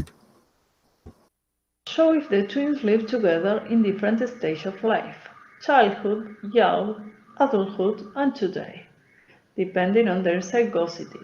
Monozygotics are represented in blue and dizygotics in red. Here we can see the satisfaction with their life that the participants have according to the stage of life. Again, monozygotic twins are represented in blue and dizygotics in red. The satisfaction with the life of his twin is represented in these graphs. It's seen in this series the frequency of contact that twins have in different stages of life. Monozygotics remain blue and dizygotics are red. The perception of solidarity support shown by this participant toward his twin in different stages of life, childhood, youth, adulthood, and current moment was charted. The solidarity support shown by the participant twin toward his/her twin is what is shown in these four graphs. Here is shown the spatial proximity of the twins to each other. Finally, in this graph, we represent the participant's perception of emotional closeness with his twin or her twin in the different stages of life. Blue are monozygotics and red are dizygotics. The first things to note is that we were able to generate a pre-registration of Uruguayan twins. We hope to systematize it in order to create a useful input for researchers from various areas in our country. Although it was not part of the objectives, it's one of the most important achievements of this research. Second, in Uruguay, twins are not classified by zygosity at birth. This begins such an important input in this type of research. It's an achievement to be able to determine it with an indirect method. Interestingly, our sample consisted of almost the same number of monozygotic twins as the zygotic. This was not wanted, but happened by chance. Finally, our data show that there is an inclination of monozygotics to feel more attached to their twin. These data are not significant, contradicting the bibliography. Although we do not have national data to compare, we could explain this difference by several things. First of all, by age. The average age of the sample is 34 years. However, most of the participants are below that age. Besides, many of them still live together. The literature suggests that the attachment bond shifts to adult figures, such as the couple, as adulthood advances, and the twins no longer live together. The second thing that may be happening is that the literature also suggests that the female twins tend to generate a stronger bond of attachment to each other than male twins and twins who are brother and sisters. Maybe this explains our initial data. Well, final comments. First of all, this is a work in progress, so we are still reviewing the data.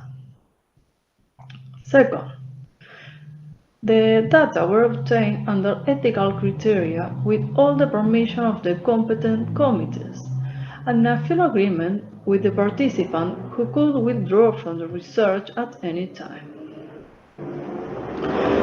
This is our first step in research with twins. Furthermore, there is very little evidence from studies of twins in Uruguay, and those that exist belong to areas of medical research. In the near future, we intend to study in depth the 27 pairs of twins who complete the form, since we assume that we will be able to better understand the nature of twins. As a last thing, I want to remember this phrase of Dr. Cherro that says that attachment not only depends on a caregiver, but it depends on all relationships. Finally, I want to thank all the twins who participate and were interested in the research, all those who guide me, such as Silvia Corte, Dr. Cherro, Emma Ota, and the entire panel of twins from Sao Paulo, and all of you who kindly listen this talk.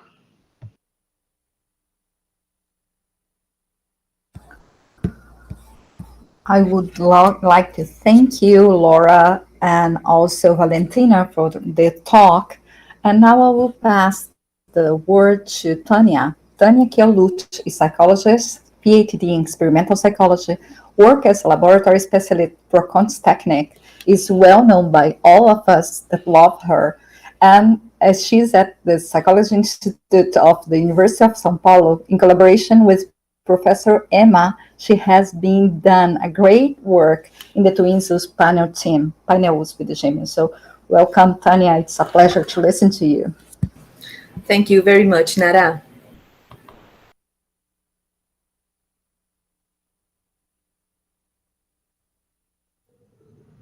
Hello, my name is Tania Lucci, and I will present the study that is part of the Painel USP de Gêmeos, Attachment in Adult Twins and Non-Twins. Attachment theory, originally focused on understanding the nature of the infant-caregiver relationship, has been extended to adult relationships and may offer a useful theoretical framework for understanding the nature of the relationship between adult twins. Every year, we organize a twin meeting, and this year we are in the 5th edition, and tomorrow it will be the first online meeting. Attachment is a main conversation topic among twins. When we have a conversation cycle like this in this photo, a young man, a monozygotic twin, he described how proud he was because his co-twin would obtain his engineering degree in several months. However, he had mixed feelings, both positive and negative, because he was proud of his co-twin would achieve a major life goal, but also sad because he would be starting a new life and moving from another city to another city. And the young man also revealed that he would not miss his other family members, father, mother, and other siblings, so intensely as he would miss the twin brother. And other monozygotic twins shared similar stories. Do twins have a more intense bond? Do twins have a greater attachment when compared to other non-twins? And are twin siblings more attached to each other than they are to other relatives? How about monozygotic and dizygotic twins? Are there differences in this attachment? We conducted research on twins' attachment with the following goals. The first goal was to translate and adapt the attachment features and functions measure. It was created by Tancredi and Freire 26 to assess adult twin relationships in the Brazilian population. Another goal was to compare the relative rank of attachment hierarchy of co-twins and parents, mother and father, and also to compare twins and non-twins. We also wanted to test the hypothesis that monozygotic are more likely than dizygotic twins to use one another as attachment figures. And finally, we wanted to investigate the effect of sex on siblings' attachment. Participated in this study 227 individuals, of which 132 had twin siblings, 80 monozygotic and 49 dizygotics, and 98 had non-twin siblings. The age ranged from 16 to 71 years old, and only one individual of the diet participated on the study. To assess zygosity, twins answered a 4-item questionnaire that was created by Christensen et al. 2003. This questionnaire is used by the Danish Twin Registry, and we translated it into Brazilian Portuguese. The questions are about physical similarity and whether siblings are confused by friends and family members. We also used the Attachment Features and Functions measure, created by Tancredi and Freire, 2006, and we translated it into a Brazilian Portuguese, and it's a scale with 16 items to be answered on a scale of 1, strongly disagree, to 7, strongly agree. The items of attachment features and functions were based on key features that define attachment. 1. Proximity seeking and enjoyment in the presence of attachment figure. An example, it is important to me to see or talk with my sibling regularly. 2. The use of the other as a safe haven solve if the person feels distressed. An example, my sibling is the person that I would actually go to help me feel better when something bad happens to me or when I feel upset. 3. The use of the other as a secure base from which to explore the environment. An example, my sibling is the person that I would like to be able to count on, to always be there for me and care about me no matter what. And finally, 4. Separation distress when the relationship is disrupted. An example, when I am away from my sibling, I feel down. However, the analysis indicated the existence of only one factor. The same happened with Tancredi and Freire, and so we considered the existence of only one single attachment factor. Here you can see our results. This is the attachment to different family members by monozygotic, dizygotic, and non-twins. The blue line represents the attachment to the sibling, the green line the attachment to the mother, and the red line the attachment to the father. As you can see, dizygotic twins placed their mothers at the top of the attachment hierarchy, followed by siblings and finally by fathers. Monozygotic twins, in turn, placed their siblings as high as mothers in the attachment hierarchy. You can see here the blue line and the green line. There was no difference between them. And they rated their fathers at the bottom of the hierarchy attachment, as you can see here. Then we can look at the non-twins results. We've separated in female non-twins and male non-twins, and they are similar. Female non-twins showed a similar pattern as dizygotic twins. They placed their mothers at the top, followed by their siblings, and then their fathers. The male non-twins is a little bit different. They placed their mothers at the top and their siblings and fathers at the bottom, as you can see here. When we consider the attachment only to siblings by monozygotic, dizygotic, and non-twins, we can see from these violin plots that monozygotic responses concentrated on the highest level of attachment, as I can show you here. Dizygotic twins also evaluated their attachment to their co-twin as being high, but we can observe a greater variation of this rating. There was no difference between the assessment of attachment comparing dizygotic twins and females non-twins. These three groups diverged from the males non-twins, who gave the lowest score to the attachment to their siblings, as we can see here.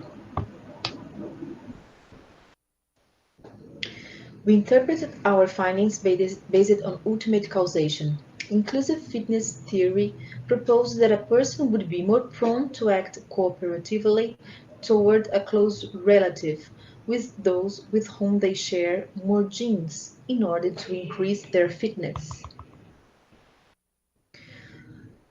As expected by inclusive fitness theory, monozygotic twins, those who share 100% of their genes, should report higher levels of attachment to their siblings that share, to dizygotic siblings, that share on average 50% of their genes. So as we can see here, monozygotic would be expected to have higher levels of attachment than dizygotic and non-twins. We may also interpret our findings based on psychological theories which focus on proximate causation.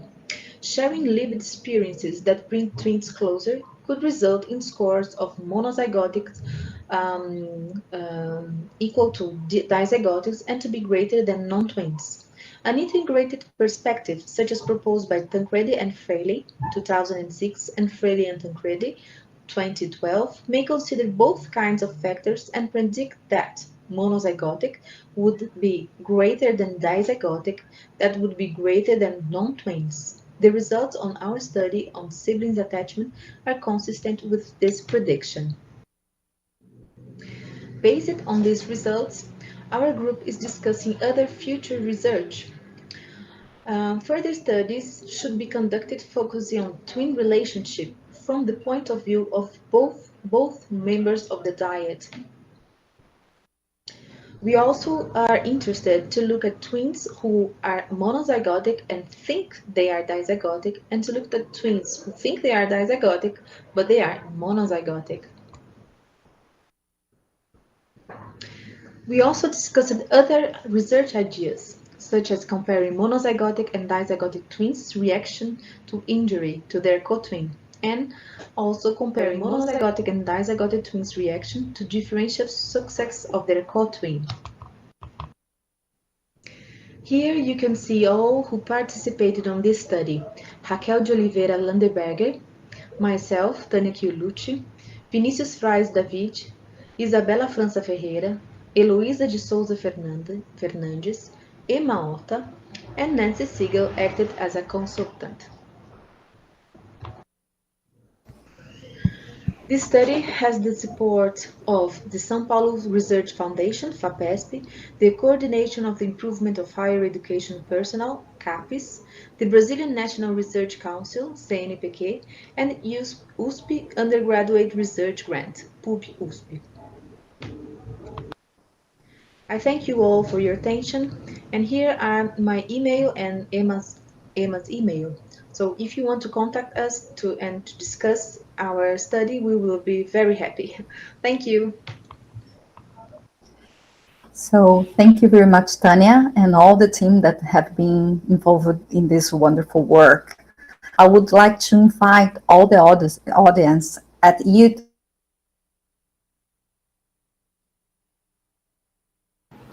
I think we are having technical issues. Nara, we can't hear you. Hi, are you hearing me now? Now we are. Okay.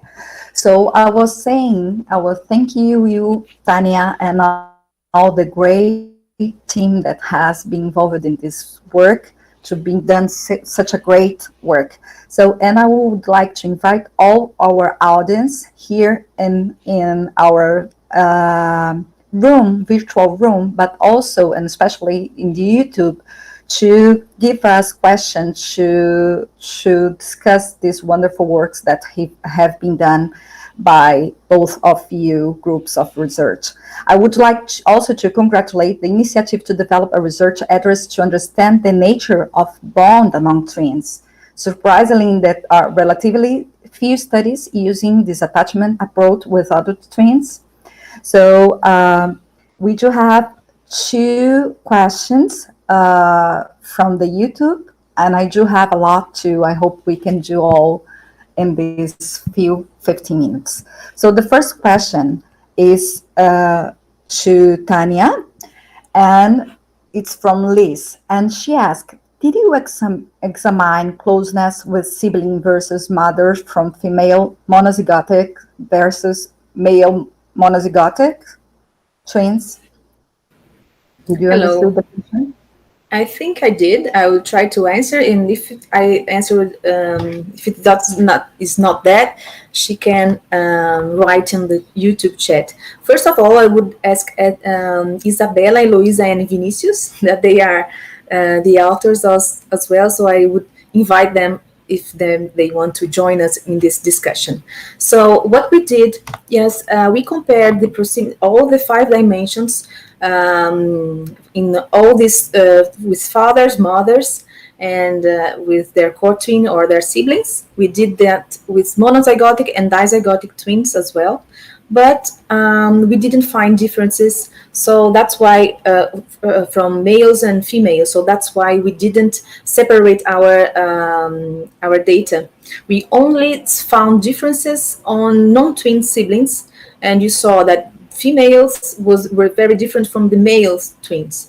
One thing that I have to say is that we had, as I said in the previous session, we had very little participation from the men's, non-twins men. So that's why I don't know if that's I don't know if it's because of that. But we had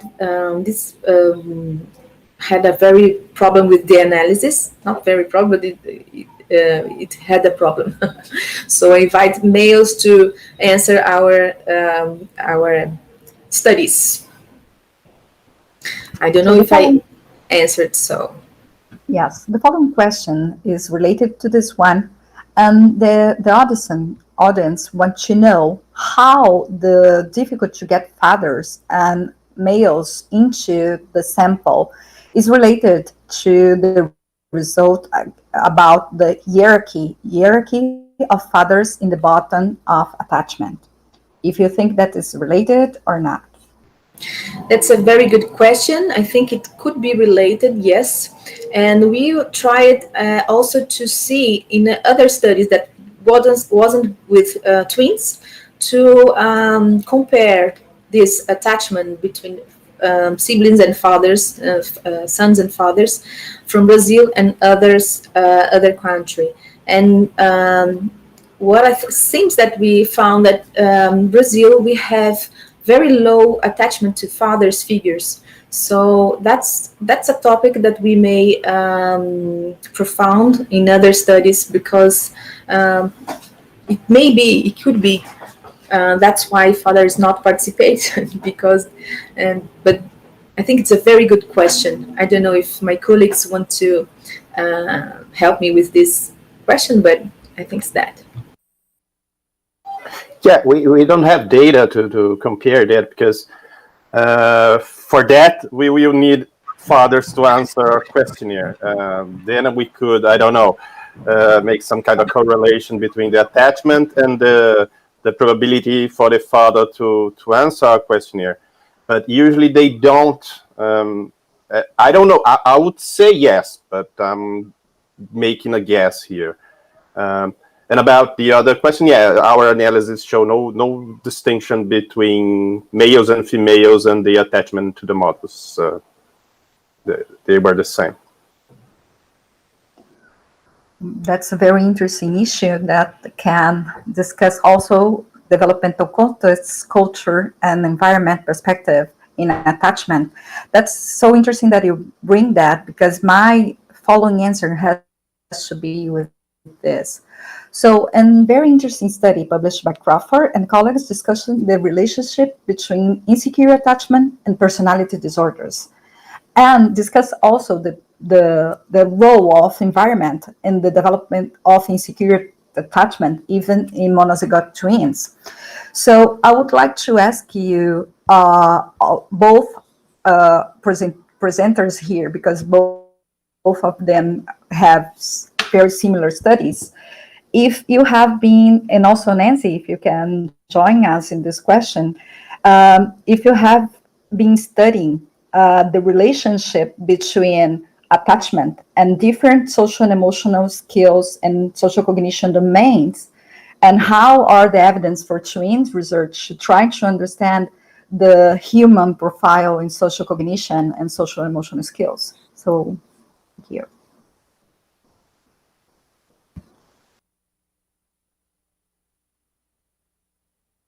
Sorry, is it for where? Who would like to answer? I thought maybe it's a question that could be answered by both of you presenters, because I think what is most interesting, and if Nancy would like to answer to, the most interesting is to get opinion of the researchers that are here with us. Okay, I can start speaking, and then I will.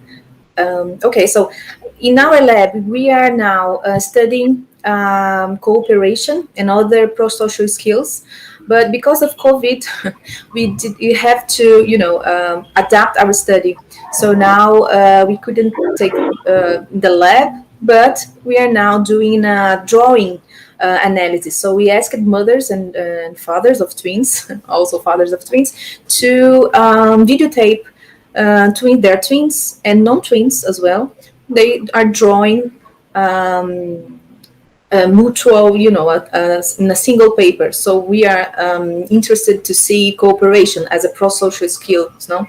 And Valentina and Silvia Corti, they are going to replicate that in probably in the Uruguay. So we can compare these results. And I was wondering that Ariel Nafo, this was here with us this morning. He has very nice results on this. He has a longitudinal study design, and he is really looking at these pro-social skills. And it was very interesting topic, and he has a lot of things to add. And just to say one thing more, this drawing study was based on the study of Nancy Segal, her doctorate that we had to adapt it because of the COVID, but she studied the cooperation between twins, and that's it was her study that we based on. Hello, Tania already answered for us. We haven't studied it yet, but it's a great topic. We have slowed down everything because of the COVID, and we just start as a group in Uruguay with Sylvia. But we have big plans, so maybe in a near future we will study a lot of things about twins.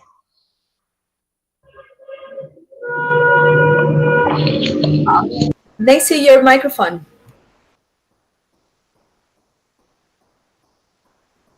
There. Thank you, Tania. I'll mention a related study. I don't study attachment per se with twins, but last year we published a paper on social closeness between parents who were twins and their nieces and nephews. And so from the evolutionary perspective, you would anticipate that an identical twin would feel closer to the niece and nephew who is the child of the co-twin than you would in a dizygotic twin, where the niece and nephew is the ordinary garden variety uncle, aunt, niece, nephew relationship. And that is in fact what we found. So I was very pleased to have that paper. But I would also like to flip that design when COVID is over and to see how the children respond to the mother and the aunt or to the father and the uncle. Do children born of monozygotic twins feel as close or closer to the uncle who is genetically their father than do dizygotic twins? So I just, today and in my own work, I'm just so impressed with how we can use twins, MZ and DZ, to disentangle all these relationships when it comes to so many different types of behaviors. It's really a very simple but very elegant and flexible design. I'm so happy that you introduced the perspective of methodology in developmental psychology using twins, Nancy. So thank you very much for this wonderful compliment. And we have another question here. The audience is asking about the sex difference in attachment in monozygotic and dizygotic twins. If you found any evidence, or if there is no evidence for your study, either Tania and Laura studies, please. So I can say that for our study, we didn't find anything. That's why we didn't present. The only difference was between non-twins and non-twins, females and males. You saw that males, they had the related very low attachment to their siblings, different from the female non-twins. But regarding monozygotic and dizygotic, we didn't find any differences. Oh. Laura, and want to add anything from your study?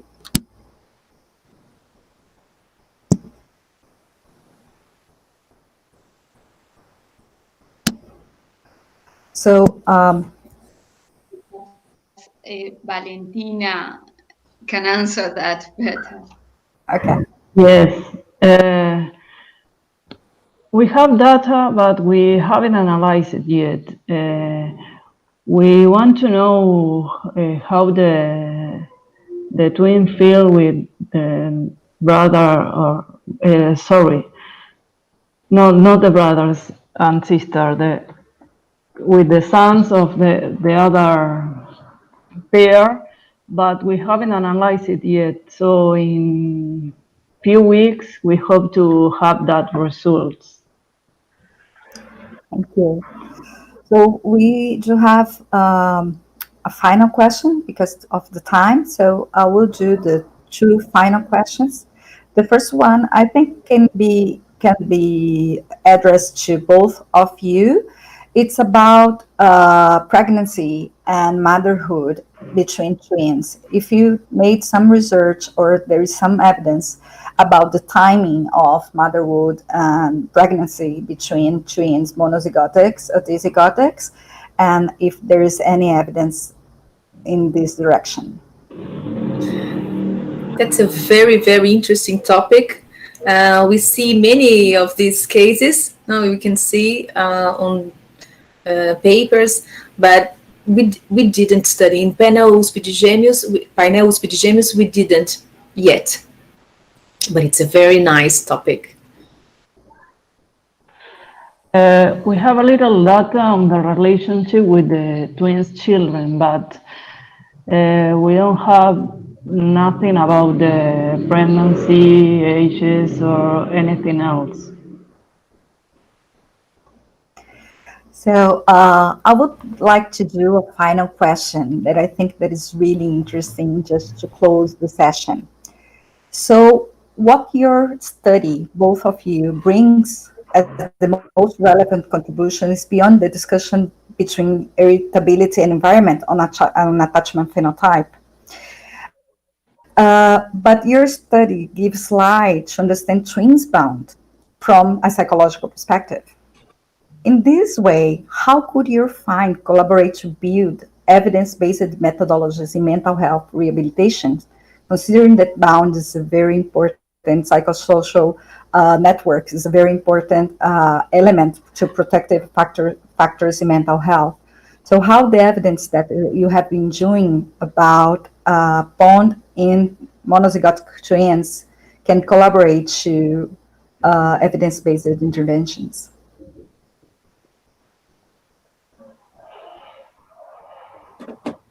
Well, it's a very nice question.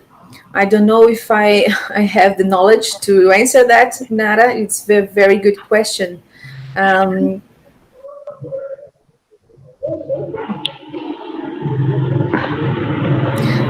Well, I was remembering that Vinicius was talking about that with this morning. I think it was a question from Vinicius. Sorry, there is a microphone that's open somewhere and it's doing echo. I think it was a question from Vinicius to, I don't know, I don't remember if it was to Plus or to Turkheim, regarding developmental issues and zygosity, but and twin models. Sorry, but I'm not the best person to answer this question. Maybe Vinicius or Nancy or even Valentina. I'll defer to Valentina. So I will make the topic open for new sessions and new discussions and new research in the area. So I would like to thank you all for being here, and I will close this session to the following one. Thank you very much. Thank you. You. Thanks. Thank you. Thanks. Thank you.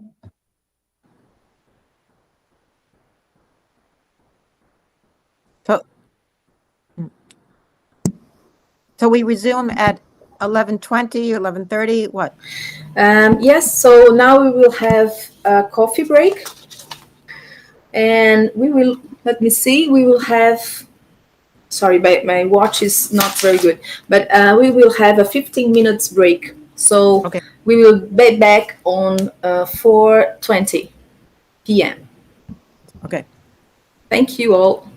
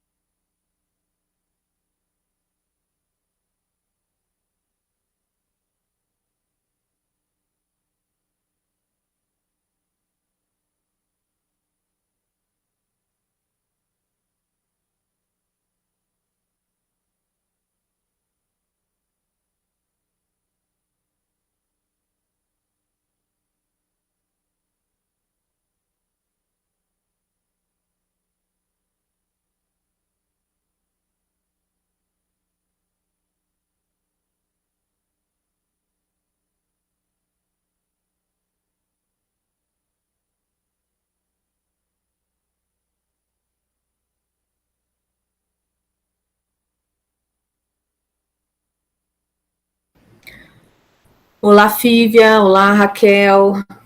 Tudo bom?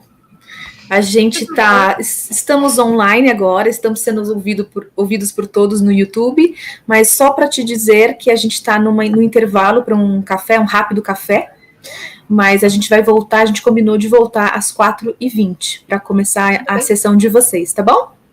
Tudo bem, eu estava acompanhando lá no finalzinho. Eu saí então da aula direto e caí no evento. Então tá bom. Obrigada, viu?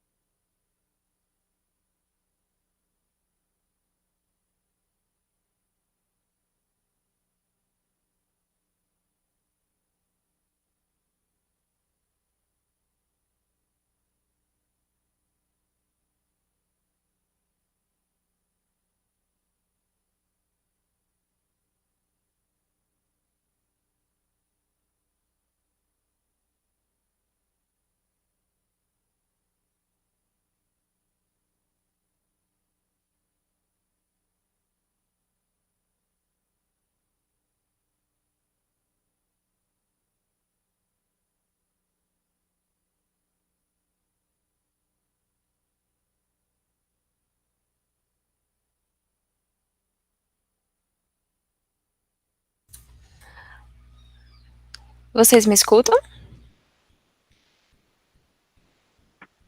Sim. Sim.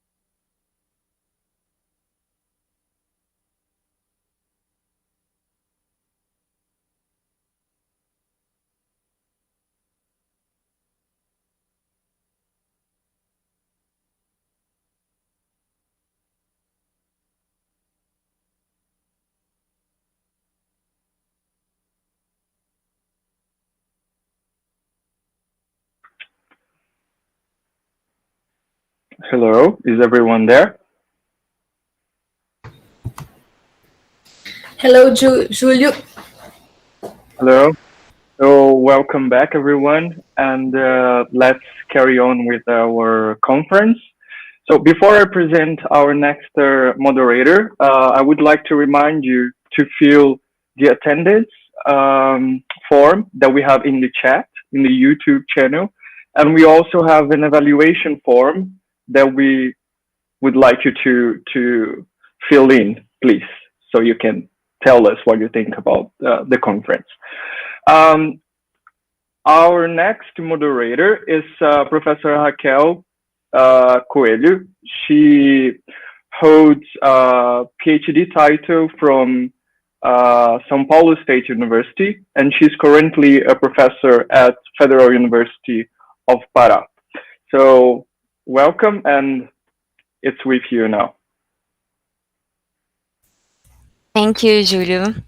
Well, now I'll present the next conference about behavioral predispositions in twins, Brazilian samples. We will begin with the panel UNB of twins, life history theory and personality with Professor Mauro da Silva Jr.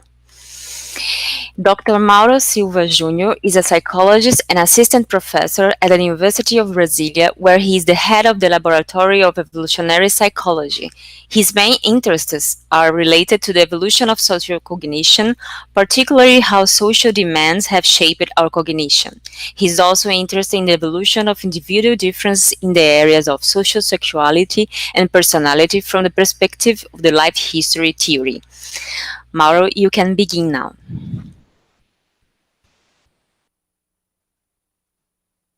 Hello, everyone. Hi, everyone. My name is Mauro, and today I want to invite you to talk about life history and personality traits on twins. But first of all, I would like to thank Emma and all her team to make this event happen, especially because we are at the end of a complicated year, as you may know. So thank you, Emma, and your team. You all were very good in doing this. And I invited you to talk about the life history and personality traits on twins. It is a working I have been doing at the University of Brasilia, and I have some insights on personality and individual differences using the twin methodology. The first thing is I start with the twin methodology, which I won't describe.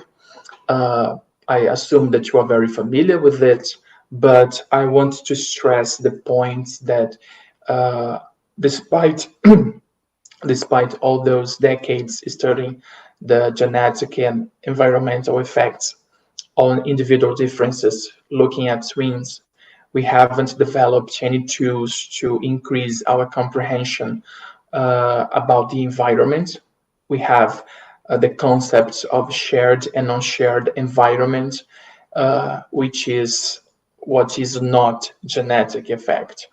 So thinking about this, I was interested in how could life history theory could fulfill this gap, and especially because life history theory is a theory of development and individual differences in an evolutionary perspective. So we have noticed that life history theory has been scarcely applied to twins.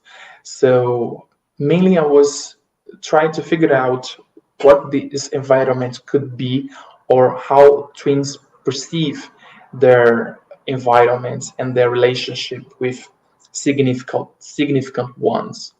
And thinking about that, I developed this project, Genetic and Environmental Effects on the Development of Personality in relation to concordant and discordant sexual orientation in monozygotic and dizygotic twins.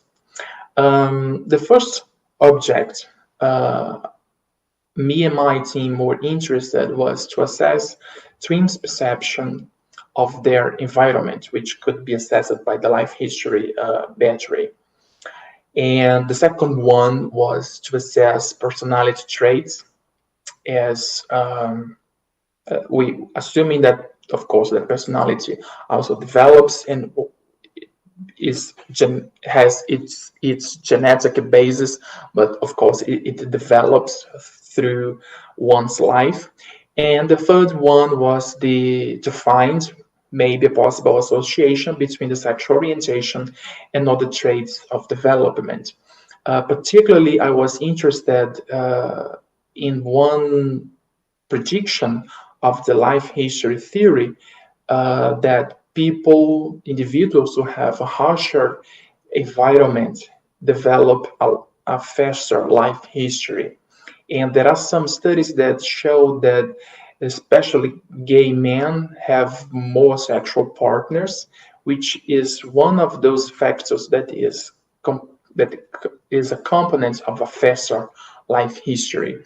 So it could be possible that homosexuals in general or on average have a faster life history than heterosexuals have. And this could explain this individual differences on sexual behavior. And I want to look at this, especially starting from the quality of the relationship with parents, because we know that sexual orientation, non-heterosexual orientation, is source of conflict between parents and those who identify themselves as gay and lesbians. So I had this in mind when I developed this project. The design was to apply the zygotic inventory to assess the zygosity of the pairs, of course. We used 2 scales from the Arizona battery of life history, which is the mini-K, which is the short version of the battery, and the relationship quality scale with mother and father, which aimed to assess the quality of the relationship. And we also use the reduced scale of personality descriptors, which is mainly a scale to assess the big 5 personality traits, such as extroversion, conscientiousness, neuroticism, and openness.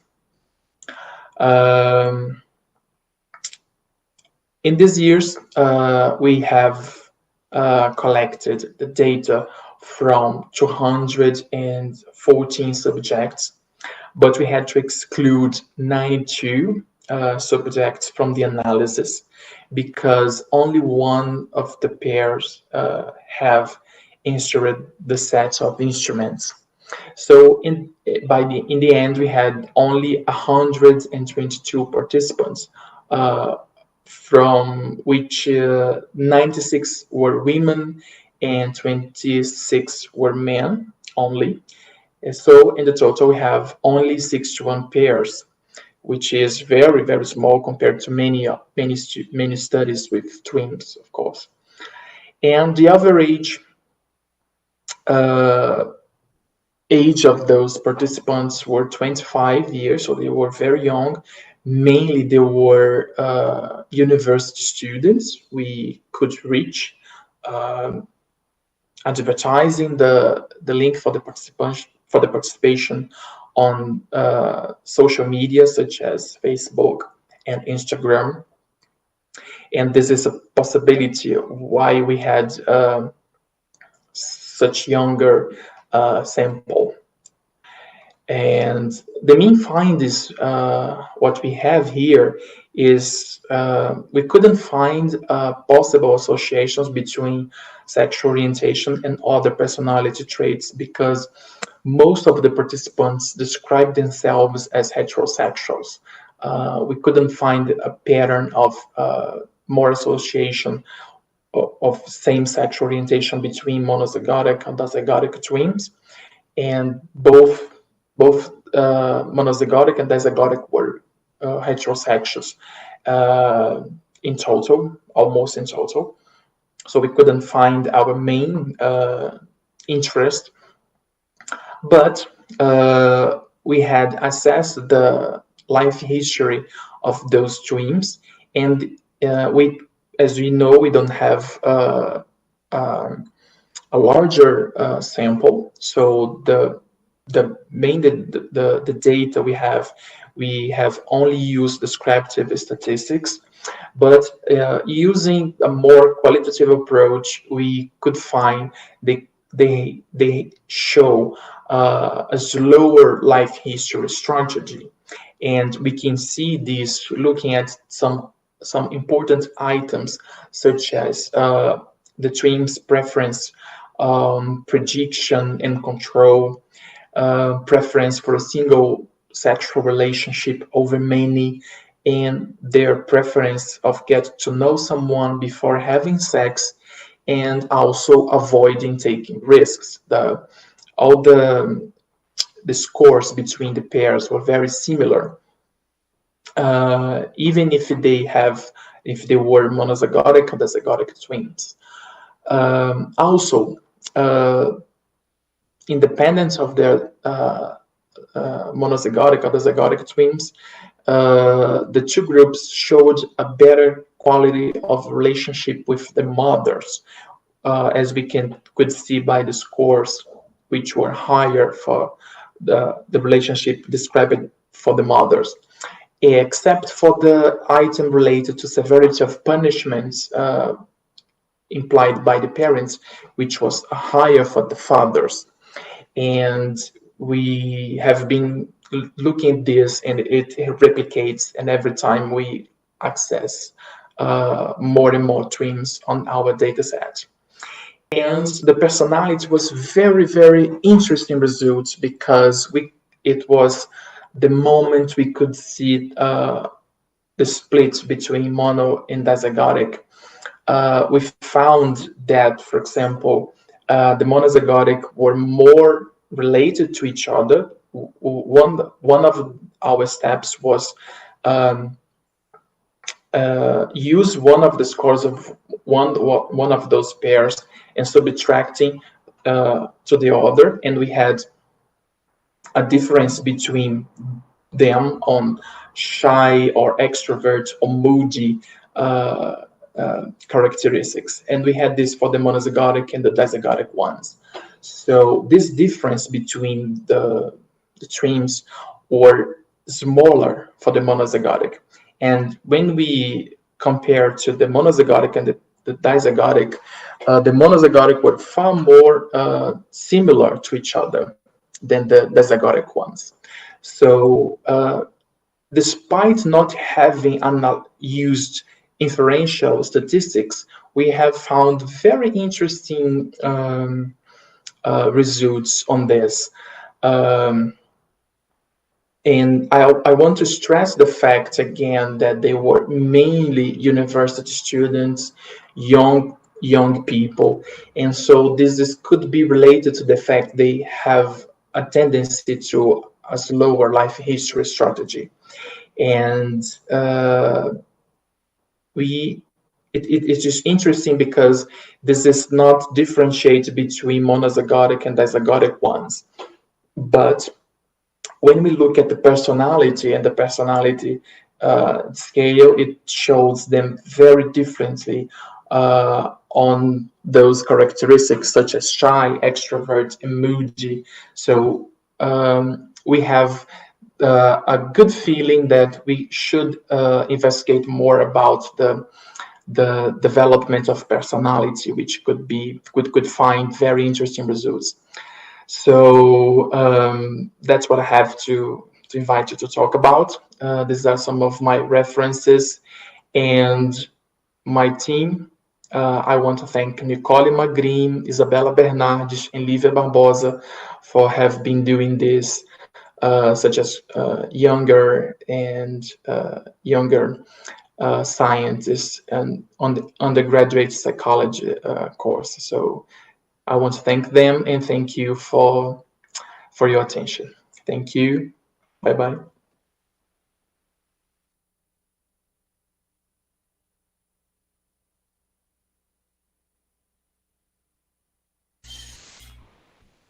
Well, thank you, Mauro. Now we will proceed, and I will present Fívia de Araújo Lopes. She is graduated in psychology from the Federal University of Rio Grande do Norte in 1995. She did her master's in 1998 and her doctorate in psychobiology from the Federal University of Rio Grande do Norte in 2002. She has conducted postdoctoral activities at l'EEC, Université Paris Villetaneuse, France. She is full professor at the Federal University of Rio Grande do Norte in the Department of Physiology and Behavior. She is a member of the UNPEP Working Group on Evolutionary Psychology. She is a productive scholarship at CNPq, and her research work is focused on understanding human behavior in the light of the evolutionary perspective, with mainly interest in the investigation of eating behavior, romantic relationships, and social behavior. Now we will have Fívia Lopes.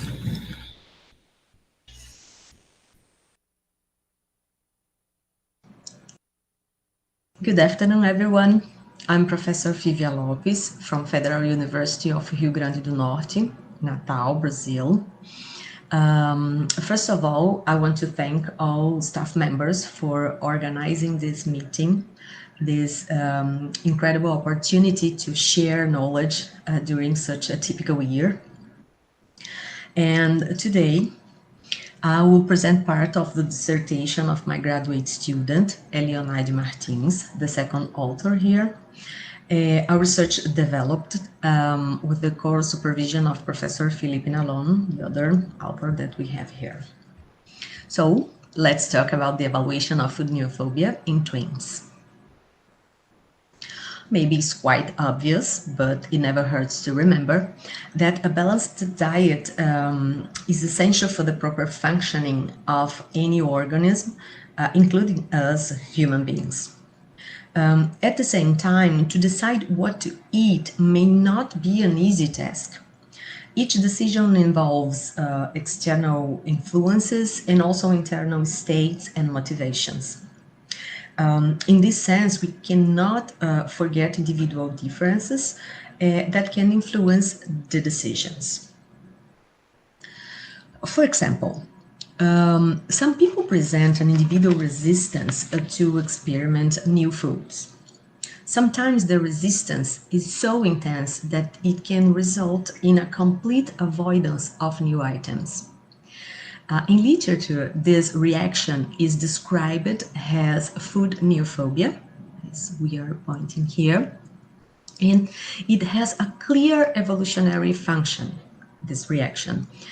As omnivorous species, we developed this defense mechanism to avoid poisoning, for example. So it's really important. A reaction has food, the reaction in the presence of new food or food neophobia. But the manifestation of this reaction can change during development and can be different between individuals. In this representation here, we have the expression of food neophobia in different moments of our development. So the levels of food neophobia here and our stages here. As we can see here, at the beginning of our lives, the levels of food neophobia are really low. And as we can see here, between 2 and 4 years old, we have extreme food neophobia reactions. That tends to decrease when we get older. Some people, depending on experiences through life, can maintain higher levels of food neophobia, okay? So, how can we explain the individual differences in these reactions? Why some people reacted in a more intense form and why other people are not so neophobic? Of course, we need to talk about genes. These structures allow organisms to respond and use what is around them in the environment. And how it happens? Through heredity, structuring our potentialities from our ancestors, or through heritability, explaining the phenotypic variation in a population due to genetic variation. Okay. Twins could offer an incredible opportunity to test some scientific hypotheses. Their condition works as a natural control of essential variables such as genetic similarity and shared environment. In previous research, it was observed 69% of heritability in the expression of food neophobia in adult twins. So, our main objective was to evaluate food neophobia and its associations with zygosity in adult siblings.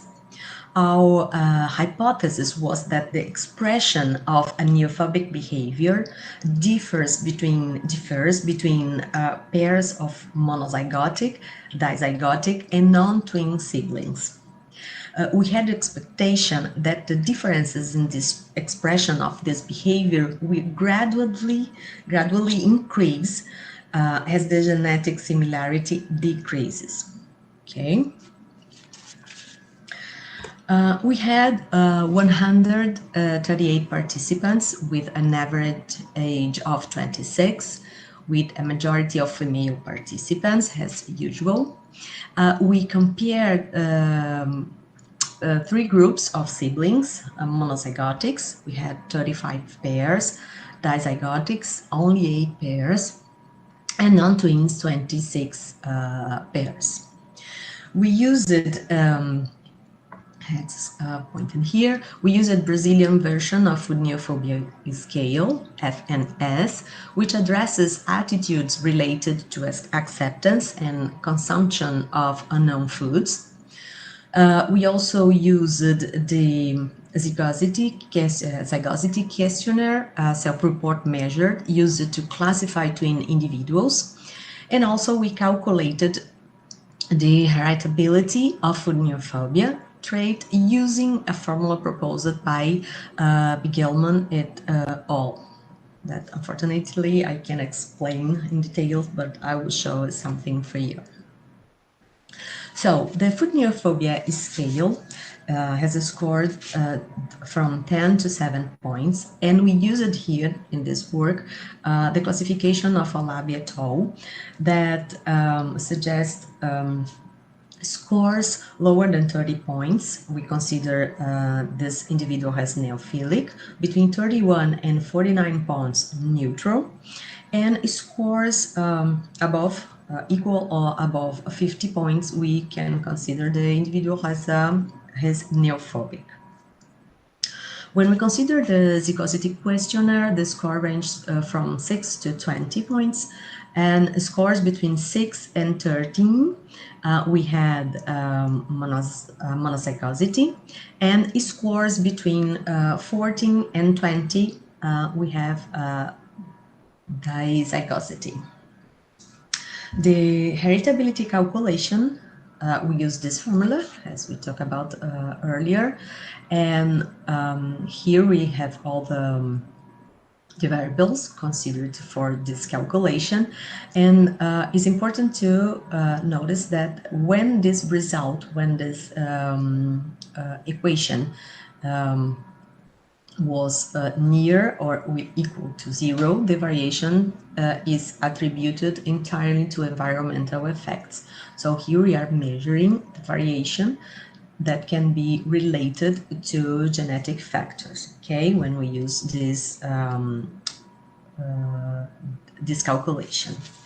To analyze data, we create a variable called a difference in neophobia. This variable has allowed us to compare the similarity or difference between siblings in the food neophobia response. We subtract the FNS scores of each pair of siblings, sibling A and sibling B, in each group of siblings, so monozygotic, dizygotic, and non-twins. Then we compare the differences for each group using a Kruskal-Wallis test. And also we calculated the heritability index, and let me show you what we found. Well, as we can see in table 1, using a Labi et al. Classification, according to FNS, Food Neophobia Scale, it was observed that among monozygotic and non-twin groups, most participants were classified as neutral, with the dizygotic group having a higher incidence in the neophilics category. Considering neophobic participants, similar percentages were observed between monozygotic and non-twin groups, being lower in the dizygotic group. When comparing the classification of each individual within each pair of siblings, we observe greater similarity in the categorization between monozygotic twins, as we can see here in blue, and less similarity in the classification between non-twin siblings, as we can observe here in red. Okay, the group of dizygotic twins showed an intermediate result. The difference in the scores of the final food neophobia scale score was performed between siblings A and B, okay, as we explained before, and transformed into positive values through the z-score in absolute measures, as we can see here in the figure 2. Although we did not observe a significant difference between the groups, here we have the statistic result, the tendency of monozygotic twins to show less difference with regard to neophobia is noteworthy, with an increase for the zygotic twins and with the biggest difference between non-twins siblings. So something like this. We observe this increase. Finally, the calculation of heritability index obtained through variance in the final food neophobia scale score between twin siblings was carried out and resulted in a percentage of 29, being classified according to Oliveira as moderately low heritability. We can point out two aspects. First, the observed trend seems to follow the expectations of the study, in which the monozygotic twins have less difference between them in the expression of neophobia, followed by the dizygotic twins increasing a little more among the non-twins, as we seen in figure 2. Heritability index showed heritability of 29%, mild for the neophobic trait, but this could be good news in some sense. Let me explain this. The environment could be responsible in a great portion for the expression of this trait, which can be a good indicator from a clinical point of view of a context in which strategies are thought to make it possible to reduce the effects of food neophobia. So we can think of a better diet quality with an opening to include new items, and also we can think or we can use the social factor as a good modulator for the food neophobia. So that's it. Thank you so much for being there, and again, thank you very much.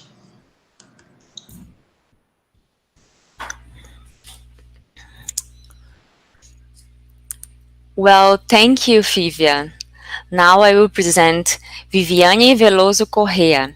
She is a postdoc research and a professor on postgraduation program in neuroscience and behavior in Federal University of Pará. She had her master's degree and postdoctoral degree investigating mate choice in homosexual females and the influence of testosterone on the origins of homosexuality and mate choice. Currently, she's working in many kinds of evolutionary psychology themes, like romantic relationships and preference for sports styles between the sexes. You can now begin, Viviane.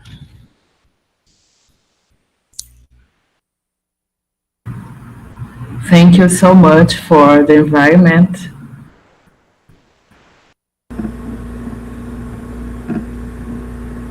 Good afternoon.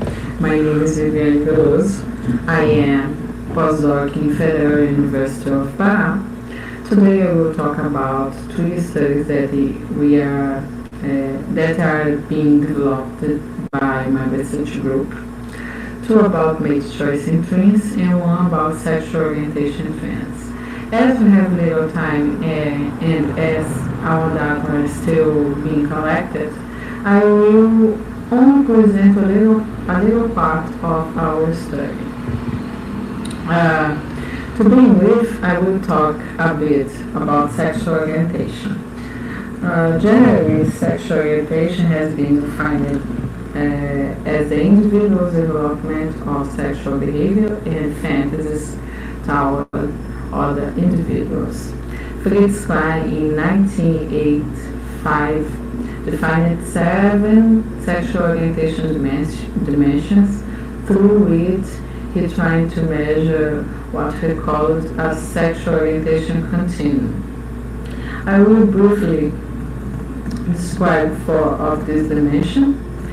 The first one, sexual orientation, that refers to the individuals with whom we practice sex. Sexual attraction is a dimension that defines if we are feeling sexual attraction for the same sex, for the opposite sex, for both. Sexual fantasies refers to the sex with which we have sexual fantasies, and sexual identity refers to how we identify ourselves. if homosexual, heterosexual, bisexual. There are indications that sexual orientation is partially controlled by prenatal testosterone. Congenital adrenal hyperplasia, for example, is a condition in which the affected person secretes high quantities of testosterone since the prenatal period. Many women with this condition, when adults declare themselves as homosexual or bisexual. In the syndrome of androgen insensibility, masculine fetus androgen receptors are unable to bind to testosterone, and when adults, men with this condition normally declare themselves as homosexual or bisexual.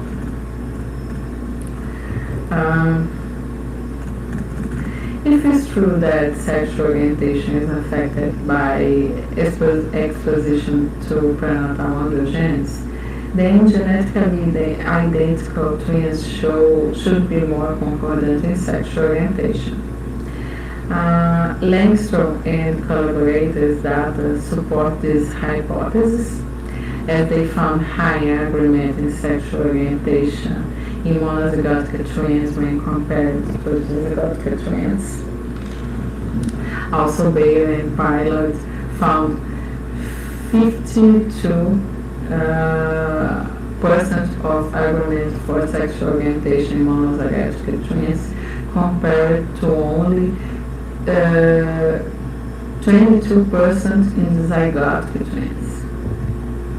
So, our goal is to investigate the degree of concordance in sexual orientation domains in a simple Brazilian twins using the claimed sexual orientation.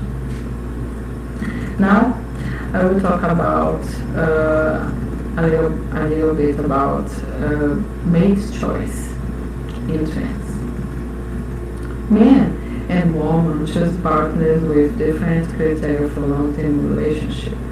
In a broader sense, women choose men who, in the first place, express traits suggestive of affectional bond or of a good provider, being physical attractiveness, an important but comparatively less valued trait. Men, although having criteria similar to women, give much higher importance to physical attractiveness. This difference in mate choice between the sex is thought to occur because women invest more energy in the offspring during gestation and breastfeeding. It's likely that criteria used by women mate choice have increased the chances of offspring survival. The choice of partners who are emotionally close can be a signal that partner will be able to spend time and energy in offspring. Also, the choice of a good provider could guarantee privileged access to resources, and physical attractiveness is a set of many characteristics that are associated with health. Musculature is a secondary trait mediated by testosterone, although testosterone has immunosuppressive action too. One's chosen partner with these traits might be decisive for fitness maintenance. There is a suggestion that mate preference criteria might be partly inevitable. There are two studies that investigate agreement between twins on criteria of mate choice for ideal partner. In both of these, monozygotic twins are more alike than zygotic twins. showing greater agreement in mate choice criteria like height, intelligence, creativity, and degree of altruism. Our goal is to investigate which physical and psychological traits are preferred in an ideal romantic partner in a sample of Brazilian monozygotic and zygotic female twins. We sampled 113 pairs. In mate choice were sampled 23 female pairs, 18 monozygotic and 5 zygotics. For sexual orientation research were sampled 90 pairs, 66 monozygotics and 24 zygotics. Our data were collected through Google Forms and face-to-face in our lab. In the sexual orientation study, we assessed 39 pairs online and 21 pairs presentially. For the mate choice research, all the data was collected online. We used 5 instruments: the twin registration form, the zygosity inventory, the client sexual orientation grid, where we asked about sexual attraction, sexual fantasy, sexual identity in the past and in the present. To access the preference for ideal partners, we used the desirable attributes of ideal partner scale, composed by 5 dimensions: the affectionate, the athletic, the sociable, traditional, and successful. To assess preference for body shape, we use the male somatotype scale by Dixon. Somatotype are 3 types of body shape: ectomorph, who is a thin person, mesomorph, who is a muscular person, and endomorph, who is a fatter person. For sexual orientation data analysis, we use the interclass correlation to identify if there was correlation between monozygotic and dizygotic twins in each of the client sexual grades domains. For monozygotic twins, there are agreement within twin pairs in all grade domains. We could not find agreement between the zygotic twins in any domain. In the mate choice study, the results showed that most women prefer affectionate men and value less athletic men. Regarding somatotype, the results show that the most part of women prefer the mesomorph man, the muscular body shape. The least preferred somatotype was the endomorph, the fat body shape. The interclass correlation tests show concordance between monozygotic twins for 3 or 5 domains of the scale of desirability attributes for ideal partner. The monozygotic twins are in agreement in affectionate, sociable, and traditional. The dizygotic twins are in accordance only in traditional domain. Regarding somatotype preference, our monozygotic twins showed significant agreement in 4 of the 9 somatotypes. Okay, while we could not find significant agreement rates in zygotic twins. We conclude that in both studies, sexual orientation and mate choice, the monozygotic twins showed higher in agreement compared to zygotic. Results for sexual orientation in monozygotic twins show results in agreement with previously studies, pointing that monozygotic twins are in agreement on sexual orientation. The difference in results between monozygotic and zygotic twins may be indicative of genetic basis for sexual orientation. This could be caused by genetically based physiological mechanism related to sexual orientation.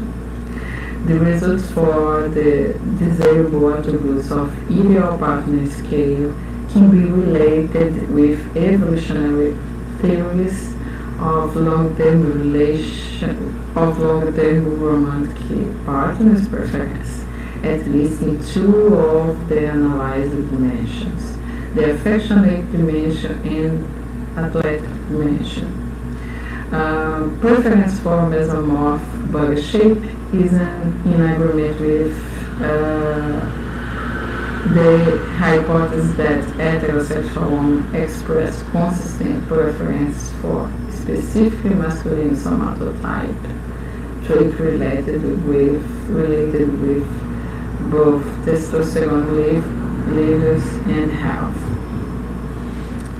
The agreement between monozygotic female twins in relation to mate choice can be indicative that criteria for partner selection could have a genetic basis. However, it is important to point out that our analyses were only preliminary and based on a little sample of zygotic twins. Only 5 pairs, and because of this, we do not exclude the possibility that our analysis in the study of mate choice are biased. We carry on doing data collection. I would like to say thank you for my teacher, Regina Brito, that left us this year so early. Thank you.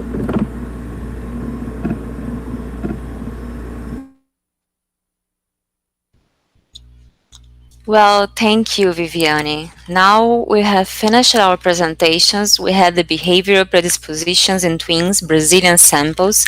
I would like to thank you, congratulate my colleagues, Mauro from the University of panel of twins, life history theory and personality, Fivia with evaluation of food neophobia in twins, and Viviane with mate choice and sexual orientation in twin pairs.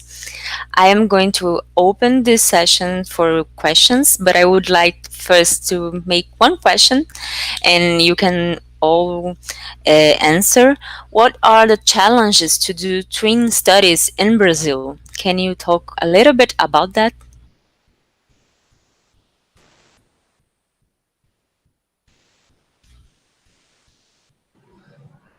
Well, I will try to answer this.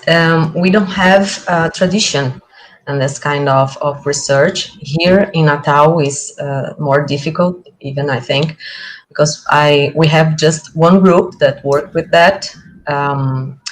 So we try to make something with this group, and also in collaboration with the group of USP, but it's not easy. It's hard to have money to develop the research. Our reality is not that good. The Brazilian reality is not that good. So, you know what I think everyone knows what's the main problem that we have here. We want to, but we can't. We can't do. I would like to talk a little bit about it. We don't have a group of person, organized group of twins, and because of this, we have some difficulty in data collection. For example, one of our studies were made only with female, because men doesn't want to answer the questionnaire. I don't know if everybody has the same problem. Indeed, this has been a problem for us. And I don't know how to solve this until our group in Brazil being organized to stay together with our participants. Thank you. Hello, everyone. Thank you for your attention and for being here. Raquel, I think I would take Viviane's point in saying that it's a problem in psychology when you make surveys that you have more female participants than male participants. So I think this happens also in the twin research. One thing that I think it's the first possible explanation, not exactly an explanation, but one of the most difficult things of doing research on twins in Brazil is the fact that we don't have a national data set as many other countries, such as the US, such as Germany and Canada, and so many others. So I think this is one of the problems, because if you want to run a good study who have an international impact, we have to first build this data sets, and what we're actually doing now is constructing the data sets while we are doing the research at the same time. I think this could be a major difficulty for us. Well, thank you for your answers. I have a question for you all. Are you conducting studies with behavioral observations too?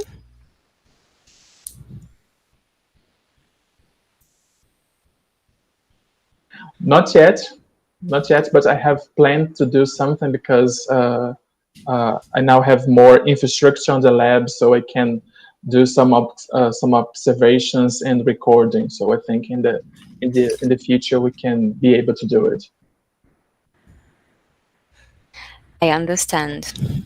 Yeah, we tried to do some food tests, some food neophobia tests, but it was not possible during the time that Leonide was developing her study. Is ridiculous to say that, but we don't have a place to do the tests, and also the money to buy foods to use in the test. It's something really complicated, but it was the reality at that moment. Thank you, Vivian. And Nancy, do you have a question? Yeah, I first have a comment addressed to Mauro, that in the US, we don't have a national twin registry either, but rather we have local ones in various places, mostly at universities. But I agree, it would be nice if we had one too, like Sweden and the other Nordic countries. I have a question for Vivian. I loved all the talks. And Vivian, in the work that I've done with twins and sexual orientation, what we found is that twins rarely choose one another as mates. There was one very interesting exception I'd like you to think about, and that was a pair of reared apart twins who never met each other until they were reunited as twins, and they became each other's lovers. So it occurred to me that perhaps the incest taboo works that way with twins as well, that when you're together, it dampens feelings of sexual attraction to one another. But when you're apart, perhaps those feelings are not dampened. And I think there is evidence showing that we tend to, that mates pick each other based on positive assortment, not negative assortment. So I guess if you could comment on the idea about the incest taboo, and also if you've, in your work, if you've encountered any twins who chose each other as partners. Sorry, I would like some help because you speak a little bit fast. Okay. If someone can help me, like Junior. I can try to translate. Viviane, ela falou que ela está falando sobre a possibilidade de incesto, que o gêmeo escolha o outro como o seu amante, né? E, então ela está te colocando essa questão. Okay. I thought, sorry, thank you, Emma. Sorry, I thought that I'm not understand, but I think I was understand. I don't know nothing about this, but we are thinking about, me and Emma have talking about making research about how twins behave when one of them are with a partner. Maybe they are so close emotionally that they don't have problems to share the same partner, but I don't know. This is one point that we will talk about, and we will try to share with the twins tomorrow in our talk with him. We are asking some questions about how is your relationship with your boyfriend, with your girlfriend, and we will try to provoke in the twins some information, some experiences.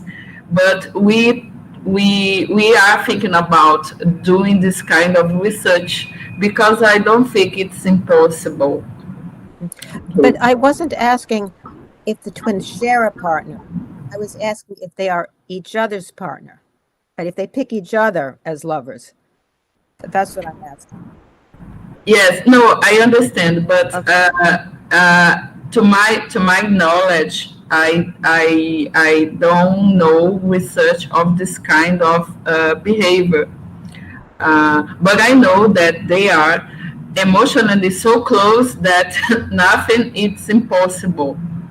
But I loved your question because I didn't have thinking about this possibility.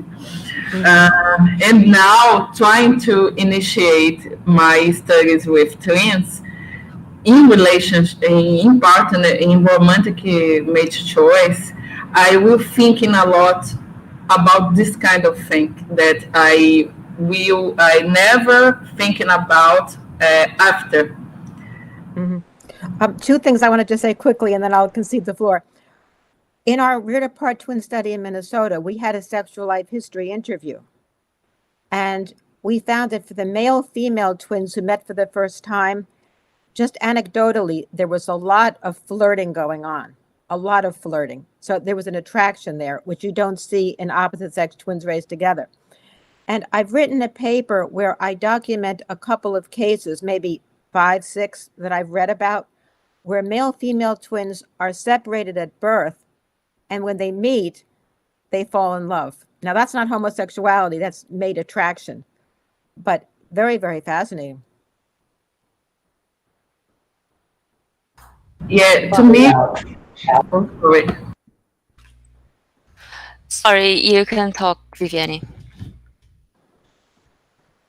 No, you can talk. I will only trying to speak more this kind of thing. But I will talk with this after with Nancy and Emma. That I think we have we need to work in a lot of ideas that we don't explore because we don't think about this until today and until this week. Thank you. Okay, so we have a next question, but Emma, do you want to speak? I would like to comment on Nancy's comment. I would like to continue discussing this issue, maybe also after this event. I think these are so sensitive issues, and we should think about how to approach these issues. For example, I was very interested in reading that twins marry later than non-twins. Though, why? No? We had a clinical branch of our painel USP de Gêmeos, and one demand of the that we had is that for example, a man asks for help because his girlfriend is a twin and her sibling, her sister, interferes in their relationship. Though this kind of observations, and together with this observation that Nancy made, suggests that we should not only study attachment as we had studied, but we should begin studying this kind of sexuality, attraction, and so it's all only considerations about. Oh, thank you, Emma. Now we have a question from the audience. Fernanda Glazer said, if I understand okay, studies with twins haven't been possible to be carried out due to a lack of subjects in Brazil. And she has also asked, does the literature suggest a correlation between genetics and sexual orientation? Well, one of you can answer, Viviane, Mauro, or Fivia. Mauro, can you? Maybe. Yes. Viviane, do you want to say something? I just wrote something on the chat, but yes, there are some studies showing that the monozygotic twins are more likely to have the same sexual orientation, and there are some researchers trying to study the laterality on being the handedness, right? The handedness. And all the biomarkers, such as which order are you if you are the firstborn or the later born or the middle born.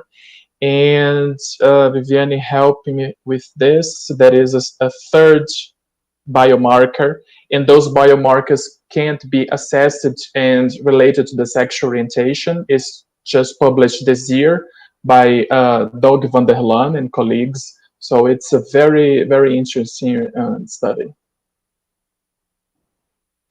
In fact, testosterone can make organization effect change in brain when we are in prenatally.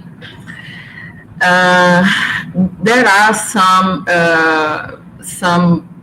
hypotheses and some studies with non-human animals with this kind of manipulation. In some of this manipulation, you put testosterone in a group of rat mouse, female mouse, when they are in the belly of your mother. And after, in adulthood, this female trying to copulate like a male, for example. So there is manipulative studies on the literature about this kind of effect. In twins, there are some study in natural cases in humans, and in twins there are some concordance, indicating this kind of that maybe testosterone can variable that are related to the same orientation between monozygotic twins. But we believe that homosexuality or sexual orientation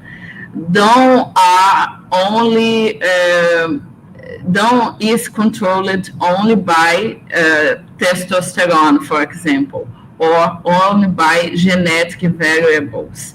There are other variables that are involved in this. Because of this, we will, I think, never share a group of monozygotic twins all concordant or all in agreement in sexual orientation.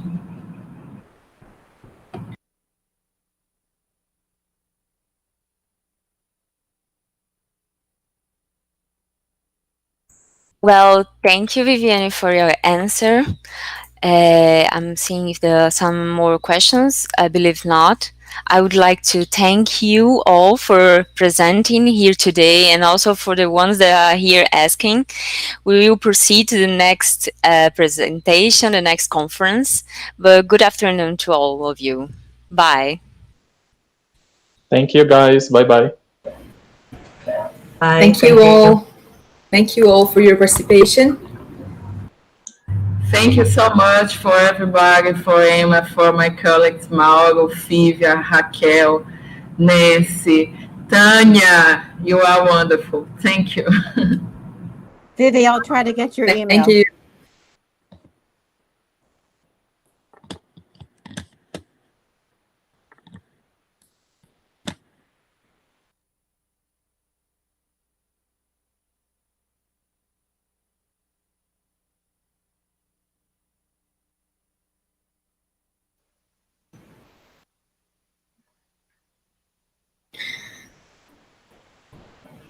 Hello all. We will have the next section, the last one. So it will be by health and well-being. And we will start now. Julio.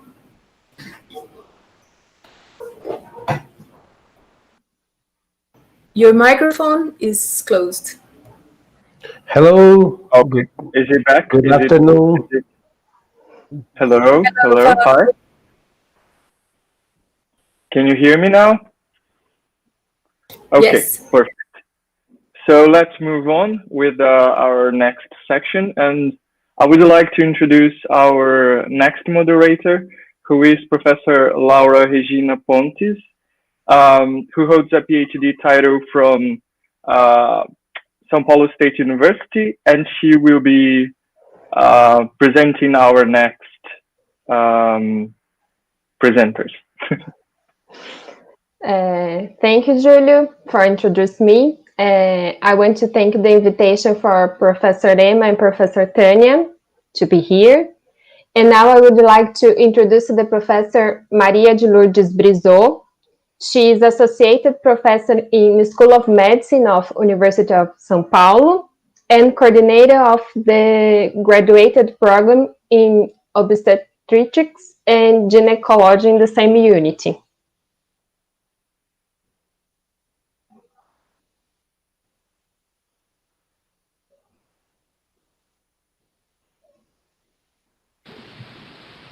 Good afternoon. First of all, I would like to thank you, Professor Emma, and the organizing committee for the invitation to participate in this twin studies in behavioral and health research. My topic is about twin pregnancy, challenges to reduce preterm birth. Twin gestations are at increased risk of maternal, perinatal, and infant morbidity and mortality, as well as long-term neurodevelopmental disability in the children.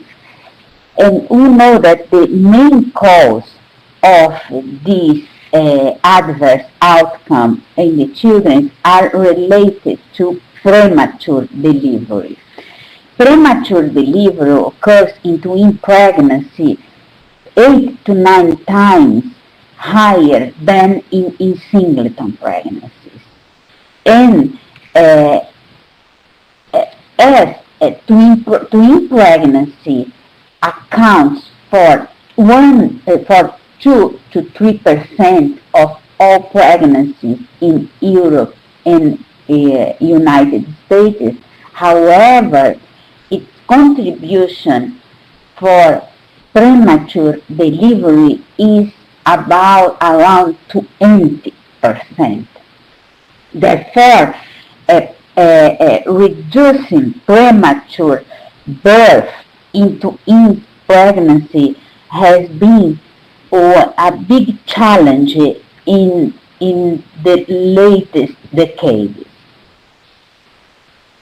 Because the premature delivery has not only one cause, several are the causes that can be involved in premature birth. And therefore, we say that it has a multifactorial causes. And most of the time, we are not able to input a unique cause for preterm birth in twin pregnancies. What has been determined are the significant factors that are involved in the risk of preterm birth. And one of them is previous history of preterm birth and cervical length. We know that the shorter the uterine cervix, the higher the rate of preterm birth. And cervical length shorter than or equal to 25 millimeters between 20 to 24 weeks of gestation will include 54% of the deliveries prior to 32 weeks and 40% of those deliveries prior to 34 weeks. Why we chose this gestational age? Because 32 deliveries before 32 weeks are those called at extreme prematurity. Several treatments and interventions have been investigated in the prevention, to be used in the prevention of preterm birth. And nowadays, we do not have yet one intervention that have proven to show benefit in the prevention of preterm birth. And we are therefore still investigated these interventions, such as the use of progesterone, the pessary, that is a device that is inserted in the uterine cervix, and cerclage, that is a suture placed around the cervix to keep the cervix closed. And all these interventions, they work for singleton pregnancies, but they have not yet shown to be good for twin pregnancies. They have not yet. Why? We are still investigating if there are any sort of twin pregnancy that they could be useful. The majority of the studies investigating the intervention procedures in the prevention of preterm birth in twin pregnancies, they started with non-selected twin pregnancies. What we mean non-selected? That included any twins, okay, not discriminate them by the cervical length. Therefore, this is our study conducted at Hospital das Clínicas and published in 2015. This was a double-blind, randomized, placebo-controlled study where we included 380 patients, and we did not observe a difference in the premature rates in any of the gestational age examined between placebo and progesterone. We also did not find a difference in the perinatal outcomes according to the treatment groups, placebo or progesterone. Therefore, our conclusion was that in non-selected twin pregnancies, vaginal progesterone administration does not prevent preterm delivery and does not reduce neonatal morbidity and death. The same as we did for twins pregnancies with progesterone, similar studies were also conducted in twin pregnancies using the other interventions. And also, none of the studies has shown benefit in the use of progesterone, pessary, or cerclage in non-selected twin pregnancies. Therefore, these interventions should not be used in non-select twin gestations. What was investigated afterwards was if vaginal progesterone had any benefit on the selected group of twins with cervical length lower or equal 25 millimeters. Therefore, in this meta-analysis conducted in 2017 by Professor Romero, which included also our study, showed that there was a reduction of 31% in the rate of preterm birth in the group that used progesterone, and also showed a positive effect on the risk of adverse perinatal outcome with a reduction of 39% in the rate of composite neonatal morbidity and mortality. Therefore, we would have a place for the use of vaginal progesterone in the group with short cervical length. The conclusion of this meta-analysis was further researches are required before conclusive advice can be provided with regard to the benefits of using vaginal progesterone in twin pregnancies with short cervix. The same applies to cervical pessary. When a cervical pessary was investigated in the group with short cervix, this study conducted by Goya and collaborators, Goya et al.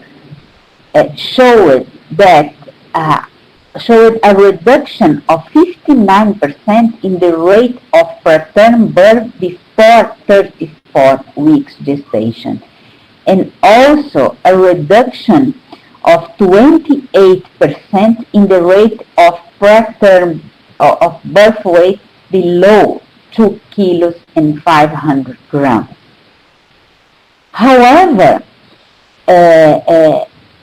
when the data from Goya was put together with the data from other study from Professor Nicolaides, it was observed no difference, no benefit of the use of pessary in twins with short cervix.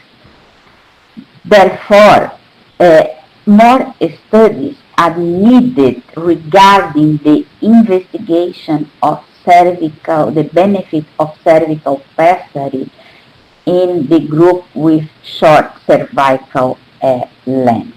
A retrospective study investigating the cervical pessary and vaginal progesterone in twin pregnancies with short cervix showed that for twin pregnancy with a short cervix, the addition of a cervical pessary to vaginal progesterone is associated with prolonged pregnancy and reduced risk of adverse neonatal outcomes. And the author suggested that a large randomized trial should be performed to verify this association that was observed, the results of this association that was observed in this retrospective study. Therefore, in 2017, we designed a study that investigated progesterone and cervical pessary in twins in the prevention of preterm birth. This study was registered in the clinical trials and has as the main aim to determine whether cervical pessary plus vaginal progesterone would reduce preterm birth, lower or equal 34 weeks of gestation, and also if they would improve perinatal outcome. We need for this study 312 asymptomatic twin pregnancies with short cervix between 16 and 27 weeks plus 6 days. In this study, we randomized these patients in 4 groups. One group that will use only the pessary, another group with use pessary plus vaginal progesterone, and the blinding group that will include the group that we will use ovulus of vaginal progesterone and ovulus of, and another group that will use the ovulus of placebo. Therefore, with this study, we intend to verify if there will be difference in the results using these different approaches. We also investigated in these patients that are participating in our twin study, what is the women's preference for preterm birth treatment. And these will include patients that are in these twin studies and also pregnant women from another study that involves singleton pregnancies, also at risk with short cervix, that are at risk for preterm birth. Therefore, we intend to examine women's preference for preterm birth intervention, also to evaluate the association of women's preference with treatment adherence, and to examine the satisfaction and tolerability with the treatment drug. We applied questionnaires to these women at the study entrance and also during the following visits. The total number of time that we apply the questionnaires are 3 times at the entrance, in the middle of the study, and after delivery. And these questionnaires are designed exclusively for the study, but we also apply the state trait anxiety inventory and the quality of life questionnaire. We hope that this study will help us to define which are the methods that the patients will prefer, and with them also to help in their counseling. Therefore, we can conclude that regarding preterm birth prevention in pregnancy, it is not defined yet the best intervention for the prevention of preterm birth in twin pregnancies with short cervix. And we will need to await for the results of the several studies that are being conducted all over the world in this investigation. Thank you for your attention. Thank you, Professor Maria Brizot. And now we have a lecture from the Professor Marina de Deus Moura de Lima. She is Associate Professor in the Department of Pathology and Dental Clinic in Federal University of Piauí. She is an Effectiveness Professor in the Graduate Program in the same university. And she is currently Sub-Coordinator of the Postgraduate Program in Dentistry in the same unit.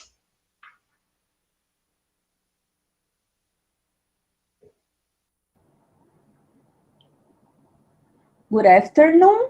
First, I would like to thank Dr. Emma and Dr. Tania for the invitation to participate in this event.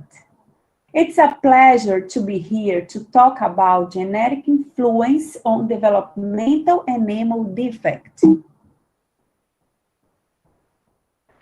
Teeth are comprised of 3 mineralized tissues: enamel, dentin, and cementum.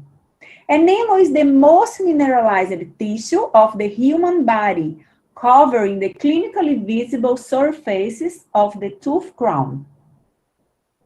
The enamel formation, known as amelogenesis, is characterized by a highly complex process, beginning in early embryonic development and extending during the lifespan. First, during the secretion phase, organic matrix is secreted, and during the maturation phase, the matrix is mineralized. During the progression from the earlier to the later stage of enamel maturation, a dynamic and complex process takes place. During the amelogenesis, cellular, biochemical, genetic, and epigenetic changes happen in the developing tissue. It is noted that high rates of mineral acquisition, associated changes in extracellular pH, and resorption of extracellular enamel proteins occur. The cells responsible for the enamel development are the ameloblasts, which are known by their higher sensitiveness. During maturation stage, ameloblasts change from having a tall, thin, and highly polarized organization to having a low columnar and widened morphology. These results indicate that ameloblasts undergo widespread molecular changes during the maturation stage of amelogenesis. Ameloblasts are highly sensitive, so disturbances that occur during the amelogenesis can cause developmental enamel defect, that represent one of the most prevalent oral conditions in childhood and consist of abnormalities in the quality and quantity of enamel that affect tooth formation, hardness, and coloring. Reported prevalence ranges for 5.3% to 78.9%. We have studied the prevalence of DED in preschoolers aged 5 years old from Teresina, Brazil, and concluded that it is 33.7%. In other words, 1 in 3 children have DED. Different kinds of enamel defects may occur. The dental defect known as enamel hypoplasia, as we can see in this first picture, is the result of the reduction of enamel thickness, which occurs during the secretory phase of amelogenesis. When ameloblasts are affected in the stage of mineralization, a defect in the enamel translucence can occur. These defects are called enamel hypomineralization. In the last several years, a particular pattern of enamel hypomineralization that affects primary molars or permanent molars and incisors was described.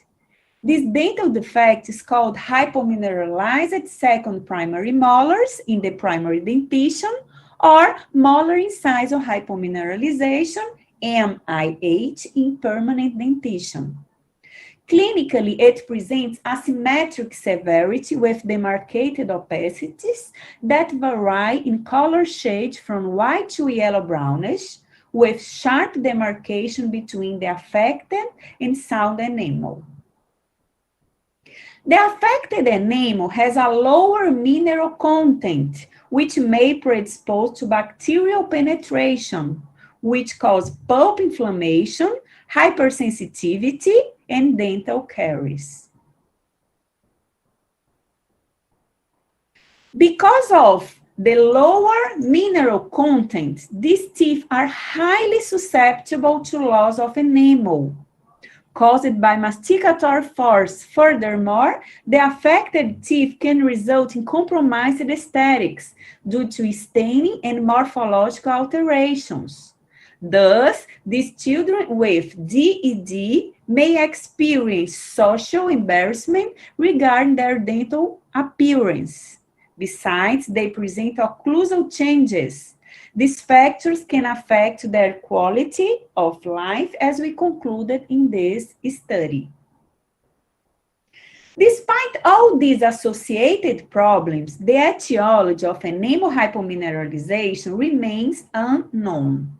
Considering that the entire enamel formation process is under genetic control, it's reasonable to hypothesize that genetic variation could be associated with alterations in the amelogenesis. Studies have been indicating that it is multifactorial and that genetic, epigenetic, and environmental factors are involved, but we don't know the influence of each factors. Few studies have been published about genetic influence on hypomineralized enamel defects. In this study, they tested if genetic variation in enamel formation genes is associated with molar incisor hypomineralization. DNA samples from 234 cases with MI8 and 171 unaffected controls from Turkey and Brazil were studied. The comparison between cases and controls showed association with MI8 for these genes. In this study by Konish, they investigated the relationship between molar incisor hypomineralization and possible genetic loci. They concluded that the SCIL1 gene was associated as a potential genetic locus for MIH that plays a biological role during tooth development. Bussanelli and other authors evaluated the association between polymorphisms in these immune response genes and molar incisor hypomineralization. They concluded that there was an association between variations in this gene and the condition. This interesting family-based study evaluated the presence of genetic association in 63 single nucleotide polymorphisms of 21 genes related to amelogenesis. DNA was obtained from 391 individuals who were birth family members of 101 Brazilian nuclear families. 63 single nucleotide polymorphisms were investigated in 21 genes related to amelogenesis. Significant results were obtained for these genes. It was concluded that variations in these genes related to amelogenesis were associated with the susceptibility to develop MIH. This result is in agreement with the multifactorial idea of the MIH etiology, but the authors concluded that further studies are necessary to investigate more thoroughly the factor that could influence MIH. So, specialists have emphasized that studying twins provide insights into the contribution of genetic and environmental factors in the expression of enamel defects.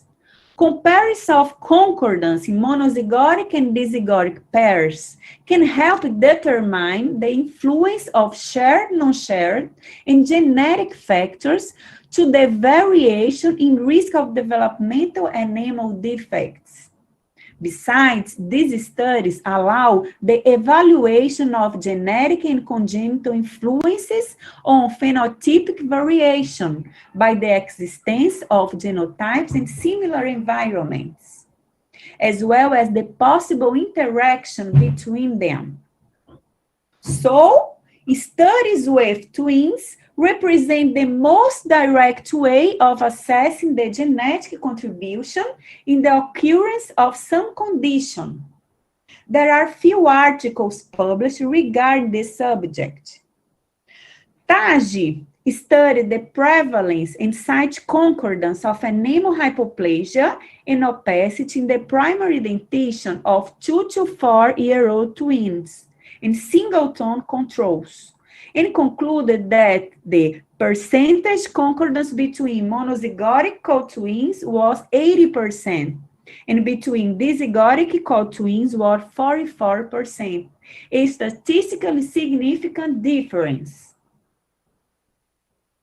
The aim of this study was to investigate the relative contribution of genes and environment to the etiology of hypomineralized second primary molars and to identify potential environmental risk factors in a longitudinal twin cohort. A total of 344 twins were studied. HSPM occurred in 19.8%. The monozygotic twin concordance was higher than dizygotic.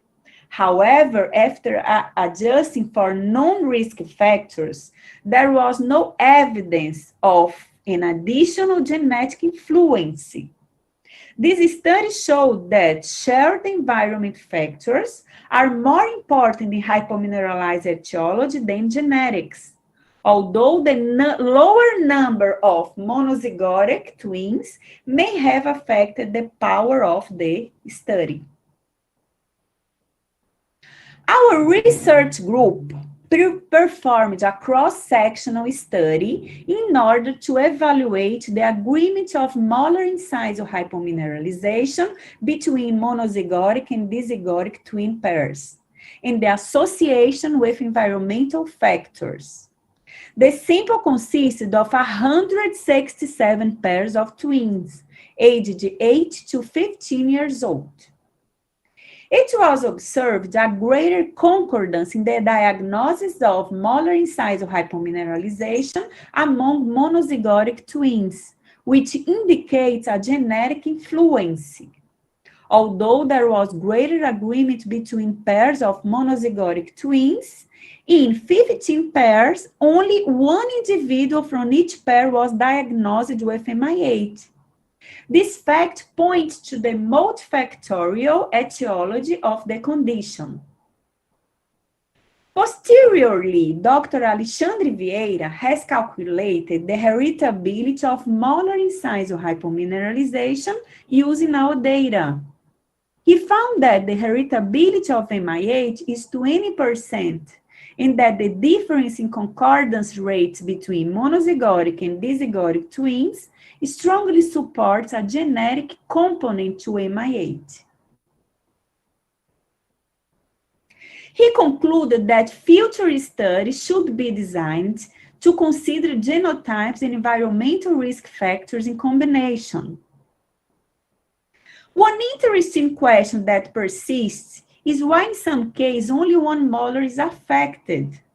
Why only one portion of a tooth is affected? Or even why a differing severity of lesions can be observed within the patient. So, until now, the role of genetic factors in the etiology of hypomineralized enamel defects has been little explored. Many questions remain to be answered, and studies with twins can help answering these questions. Lastly, I would like to thank our research group, Buca Gemini, that's formed by many graduated and postgraduate students, myself, Professor Lucci, Cacilda, and Marcelli from the Federal University of Piauí, and Professor Fausto Mendes and Emma Otta from the University of São Paulo. In 2021,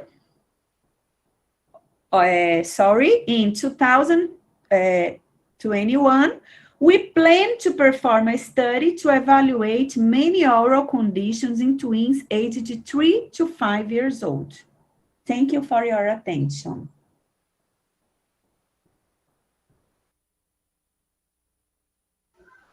Thank you, Professor Marina.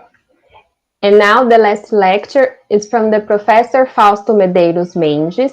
He is Associated Professor at the School of Dentistry in University of São Paulo and President of the Research Committee at the same unity. He is also advisor of the Research Post Office of the University of São Paulo and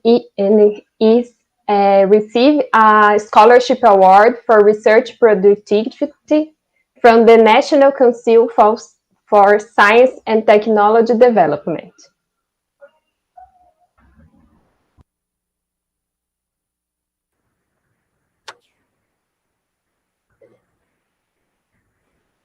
Good evening. First of all, I would like to express my gratitude to the organizing committee of this great event, mainly to Professor Emma Otta, who is leading this brilliant project. I will share my screen to present my slides.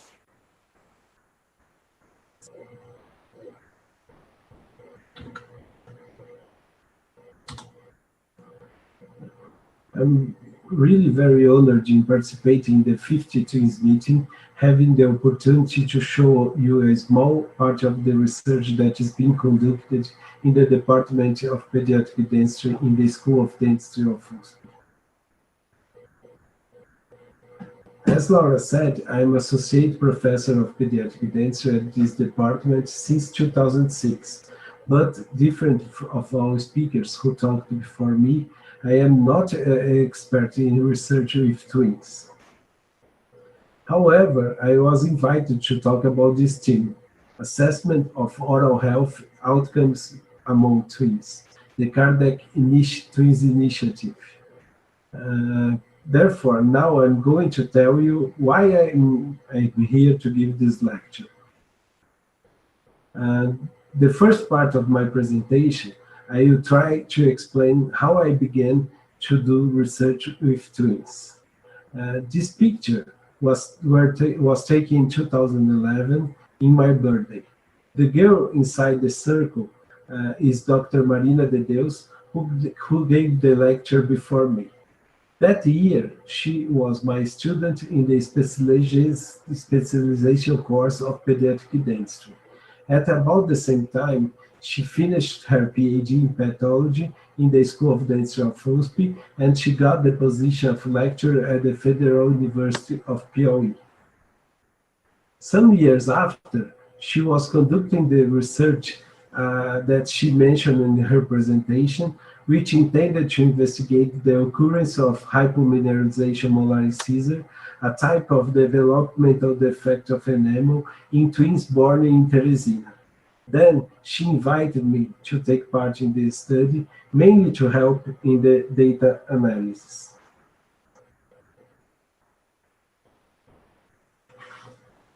This study was conducted with a sensitive sample of twins living in Teresina, aged 8 to 15 years old. The main finding was that the occurrence of hypomineralization has a genetic influence, but other environmental factors are also related to the etiology of this condition.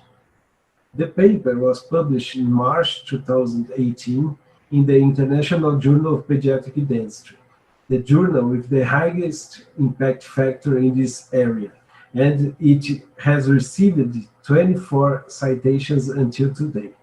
Moreover, this paper is one of the most downloaded papers of the journal. All merit is obviously from Marina and her team. Moving on with the story, in the second semester of 2018, I met this nice lady and fantastic researcher, whose everybody here knows. One day, when we were in the research provost office of the University of São Paulo, I mentioned that I had participated in a research with twins. Then Professor Emma was very happy and asked me if I wanted to join in her next research project with twins. She said that the research will use a sample of twin children. Then on that day, the idea of this project that I'm talking about came up. But before talking about the research with the twins, I would like to explain what the term Kardec means. I bet that many of you thought that the term was related to something linked to the Spiritism. However, the term Kardec is an acronym for caries detection in children. The explanation for this is that in my master program, when I was supervised by Professor José Nicolau, who was full professor of the biochemistry department in the Institute of Chemistry of USP, I started to work with caries diagnosis in the deciduous teeth, using this device based on laser fluorescence to measure caries lesion, initial caries lesion in the deciduous teeth. After that, in my PhD, and when I became a lecturer in the school, I made several studies investigating methods for caries detection in children. Initially, I started my studies in laboratory research, in vitro study, with in vitro studies, and after all, I moved for the clinical research. Therefore, my research line is caries diagnosis in children. As regarding this topic, dental caries in children, according to the Global Burden of Disease Oral Disorders study, Untreated caries in preschool children is the most prevalent chronic disease of the world, considering all systemic chronic diseases that affect persons at this age. Moreover, the diagnostic strategy for caries detection has been based on clinical examination associated to additional caries detection methods, mainly radiographs. This diagnostic strategy is recommended by most clinical guidelines through the world for all children at the beginning of the dental treatment. However, this recommendation is based on accuracy studies that have a cross-sectional design. Moreover, most of these studies have a high risk of bias, principally selection bias. Many studies were conducted in vitro, and the few clinical studies published have failed to enroll a representative sample of the target population for these diagnostic methods. Moreover, no previous longitudinal studies on caries diagnosis investigating relevant outcomes for the children have been published. This lack of studies focusing on benefits of the diagnostic strategies for the patient motivated the Cardiac Initiative. Therefore, cardiac trials represent a pioneering initiative for the conduction of randomized clinical trials of different caries diagnostic strategies for children that intended to investigate clinically relevant outcomes for the patients, mainly for children who look for dental treatment in dental offices. The most concern of our studies is related to the benefits of the caries diagnostic methods. Differently from the accuracy studies, right and wrong diagnostic results doesn't matter. The cardiac trial number 1 investigated if the realization of radiography in all children was really necessary, and the protocol was published in 2016. And in the beginning of 2020, we published the main findings of this trial. This paper represents the first randomized clinical trial of diagnostic strategies considering the whole field of the dentistry. And other studies of the initiative have been concluded or are being conducted. In the cardiac 2, we investigated the benefits of early caries detection, and the study was conducted in a mobile dental clinic. The cardiac 3 is being conducted, and it is focused on caries detection around dental fillings. And cardiac 4 is a partnership with Professor Marina from Federal University of Pelotas, Marina Azevedo, and we are studying on caries risk assessment. These are the principal investigators of the studies, Professor Mariana Braga and Professor Daniela Rajo, my dearest friends. And these are some of the graduate students involved in this initiative. And some of our findings and other aspects of the studies are being released for dentists and patients in the social network, including some manuscripts, some lives, and some trying to translate the research for the clinicians and for the lay persons, for the patients. If you have any interest in knowing a little bit more of our work, please follow us, mainly in the Instagram. Then, these two stories that I told explain the origin of our next research project, the cardiac twins. This retrospective cohort study, therefore, is a partnership of the School of Dentistry with these two brilliant researchers, Professor Emma Otta from the Institute of Psychology, and Professor Maria de Lourdes Brizot from the School of Medicine of USP. The ends of the cardiac twins study will be to assess the association of variables related to the twinning, prenatal and perinatal adversities of the children twin and their mothers on several oral health problems in children from 6 to 12 years old. Furthermore, we will also evaluate the influence of these variables on the oral health-related quality of life and on the children's behavior during the dental treatment. The oral health disorders that we will evaluate are dental caries, dental trauma, presence of malocclusion, tooth grinding, hypomineralization, and fluorosis. The study will be carried out with a sample of twins born at the maternity of the Hospital das Clínicas in the School of Medicine of USP in the period from 2007 and 2014, and they will be contacted by our staff, and they will be invited to take part in our study. The children and parents who accept to take part in the study will be then scheduled for an appointment in our dental school. Then the twins will be examined and the data for the research will be collected. After that, in the subsequent appointments, they will receive the full dental treatment.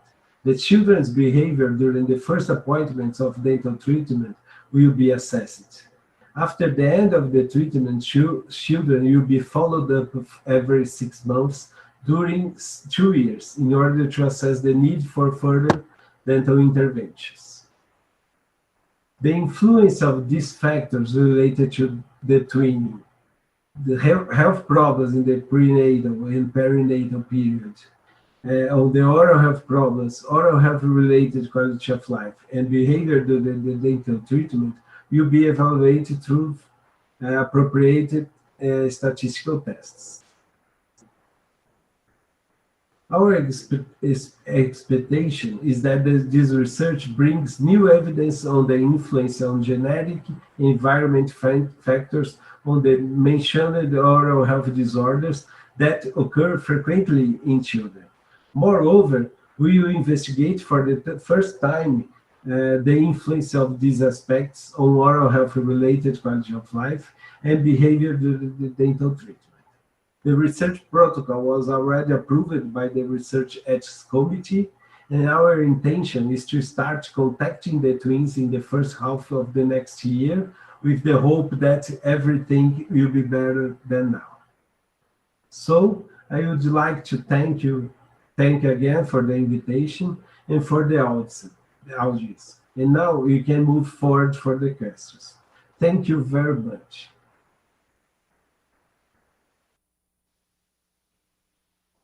Thank you to all professors for the lectures. And now I will start the questions.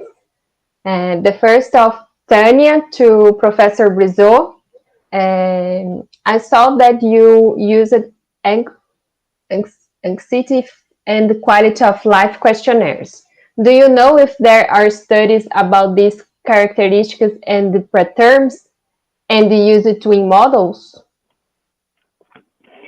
Thank you very much, first of all, for the invitation, and it's a very nice meeting. And thank you, Tania, for the question. We do have studies investigating the anxiety and depression in preterm birth. I cannot tell you exactly if they are investigated in the twins, because I didn't look to those specifically. In preterm, in twins that are under preterm risk. We know that there are studies in twins. We have one in our department, and that showed that twins, they do have a higher level of anxiety, and this was this study was performed, I think that was published around 2010, 2012. But specifically on these twin pregnant women at high risk for preterm birth, I don't know. And also, if these studies have applied the quality of life questionnaires in this study that we are performing, that are ongoing now. These are the two studies that are still ongoing. And the reason why they are still ongoing, and as we have started in 2017, is because it's quite hard to get the number of patients. We have a lot of twins at our clinic, but most of them, they come for other high-risk conditions, maternal or even fetal malformations, and we do not include those in this specific study. And here, there is another factor that we need a short cervix. Therefore, this will account for around 15% or 20% of all twins, the normal twins that we want, without maternal diseases or without fetal malformations. And therefore, we have only 85 patients up to now. We tried to recruit other centers also to collaborate, but they were running in join with other centers, and therefore we are alone in this study. We even don't know how long more we can keep on running this study, that we should not open, because I think after 6, we still have more 3 years. I think after 6 years, I don't know if a study that takes too long will have the same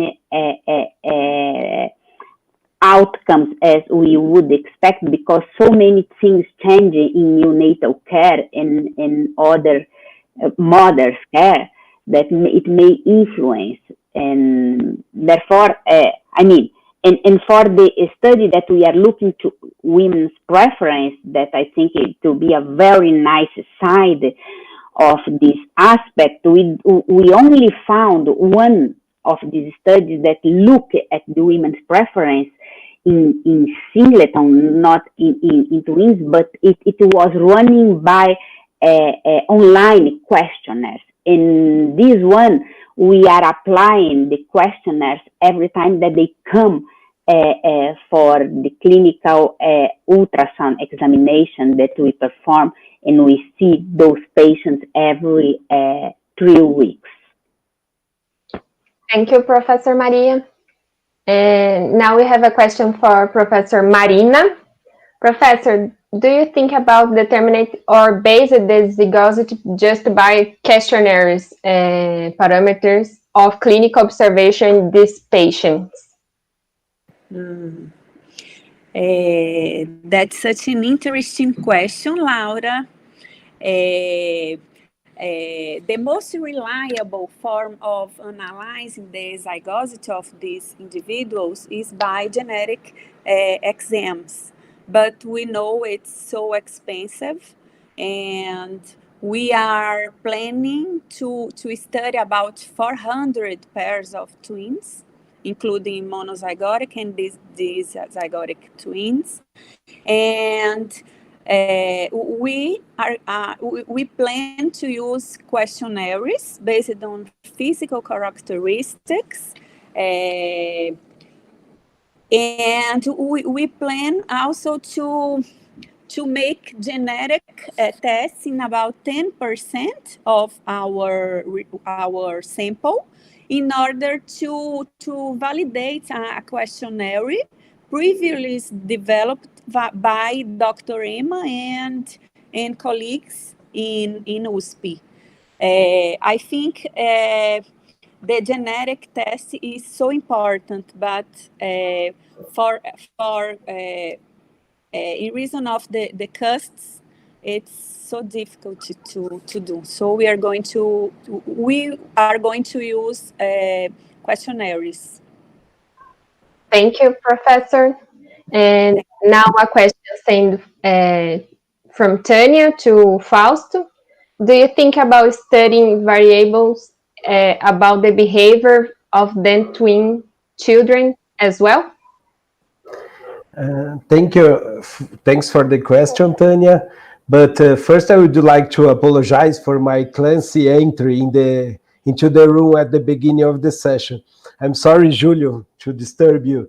And also, I would like to thank you now in real time for this honorable invitation and congratulate Professor Emma, Tania, and the entire organizing committee for this brilliant event that happened today.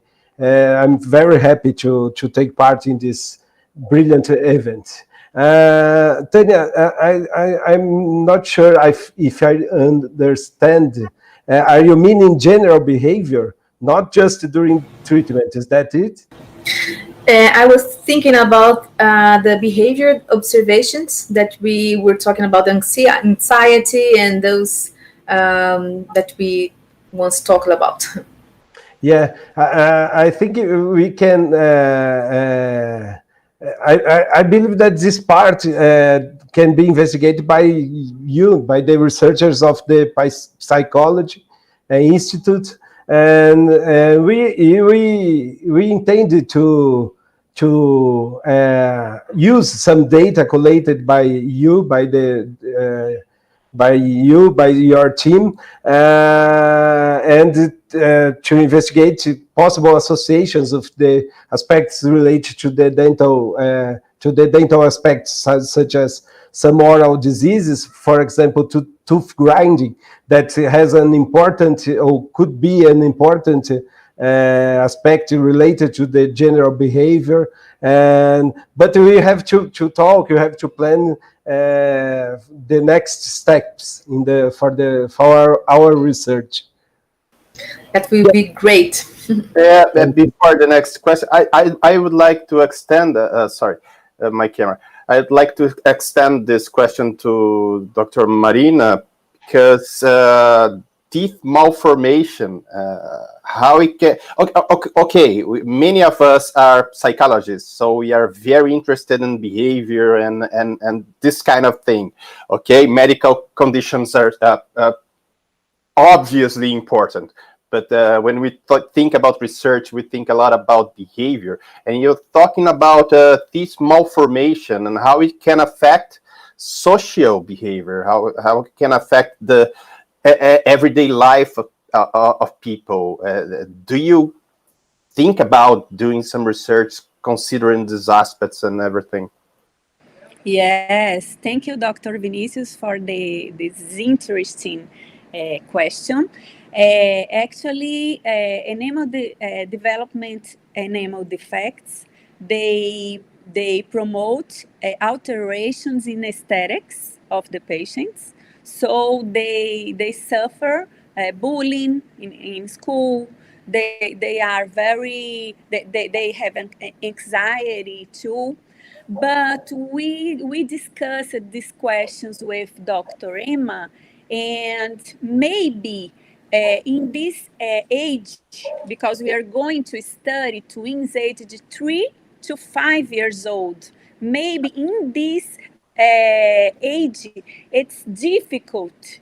Maybe it can be difficult to study anxiety, but we are going to study quality of life using many different questionnaires, validated questionnaires, applied to the children and to the parents.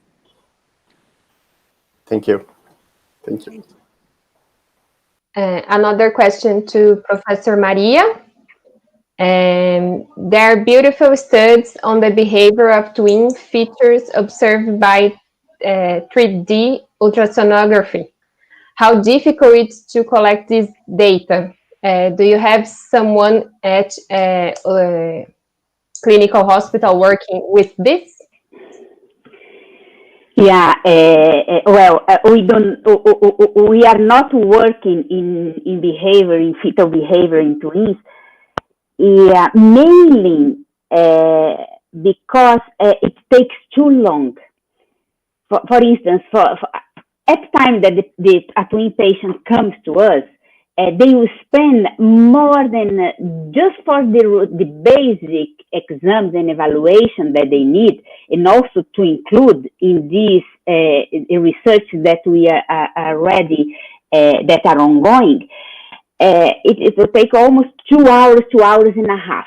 If we want to perform a study on fetal behavior, and doesn't matter if we would use 3D ultrasound. Of course, the 3D for behavior maybe could be better than the 2D ultrasound, because with 3D you can see facial expression and more clear their behavior. But the problem is that we would need more, at least half an hour or 1 hour, and that means that we would keep those patients for around 3.5 hours. In this, not consider the time that they spend only for coming to our hospital. It's something that I really wanted to do these behavior studies, but it is not easy because also we cannot keep the ultrasound machine for so long. Sometimes we do not have one to keep for so long with a unique patient. Just to evaluate routinely a twin pregnancy, to perform an ultrasound scan, we need at least 30 minutes, the basic. But if we will perform the morphological scan, the anomaly scan, we will need 1 hour. That means it's quite a long time, but it's more a problem of to have a special place or to have a nice condition to examine those patients. But they are wonderful studies, those, and they really show it. They are generally a series of cases. They're not, the numbers are not too big. They don't include these numbers, but they show really that they can touch each other, and some of them, they also follow it. Those children, mainly, I think there are some cases described by Professor Birgit Arabi from Marburg University in Germany, and they show it that their behavior afterwards, they keep you on doing some of the same behaviors that they were doing inside the uterus. And that is amazing. I'm always curious, but we also focus more in what means clinical. There are so many clinical works that have not been done yet, and that we need questions that, but thank you for the question. Thank you. I'm sorry. As my colleague Vinicius told you before, we are psychologists, so we are very interested in the behavior. That's why we are my answer is in this in this topic. Sorry, but it's amazing studies. And now one more question for Professor Fausto. Will the Kardec group evaluated the behavior of doing separately, so this is no influence between them? The behavior, okay, during the treatment. The treatment, yes. Oh, yeah. Our idea is to, in the first session, is to examine one of the pairs and then to schedule the other sibling for another appointment 1 week later. One reason for this decision is to shorten the time of the session, and another end is to reduce the risk of contamination between the pairs, mainly considering the mother's answers for the questionnaires that you be used. We are trying to separate the child that the men are referring in her answers. but this procedure will be used only in the first session. As regards the assessments of the behavior during the treatment in the further sessions, the twins will be treated at the same time by different clinicians. And again, we decided for this approach to reduce the time of session, and that could have a significant influence on the child's behavior, and to avoid, again, contamination between the siblings. Then at the end of the session, the clinician that treated that child will classify the child's behavior using the Frankel scale and a VAS measure instrument. We are also planning to record the sessions. Then external assessors will evaluate the time of negative behavior during the session. But we are planning the study, this part of the study yet. Thank you. Thank you.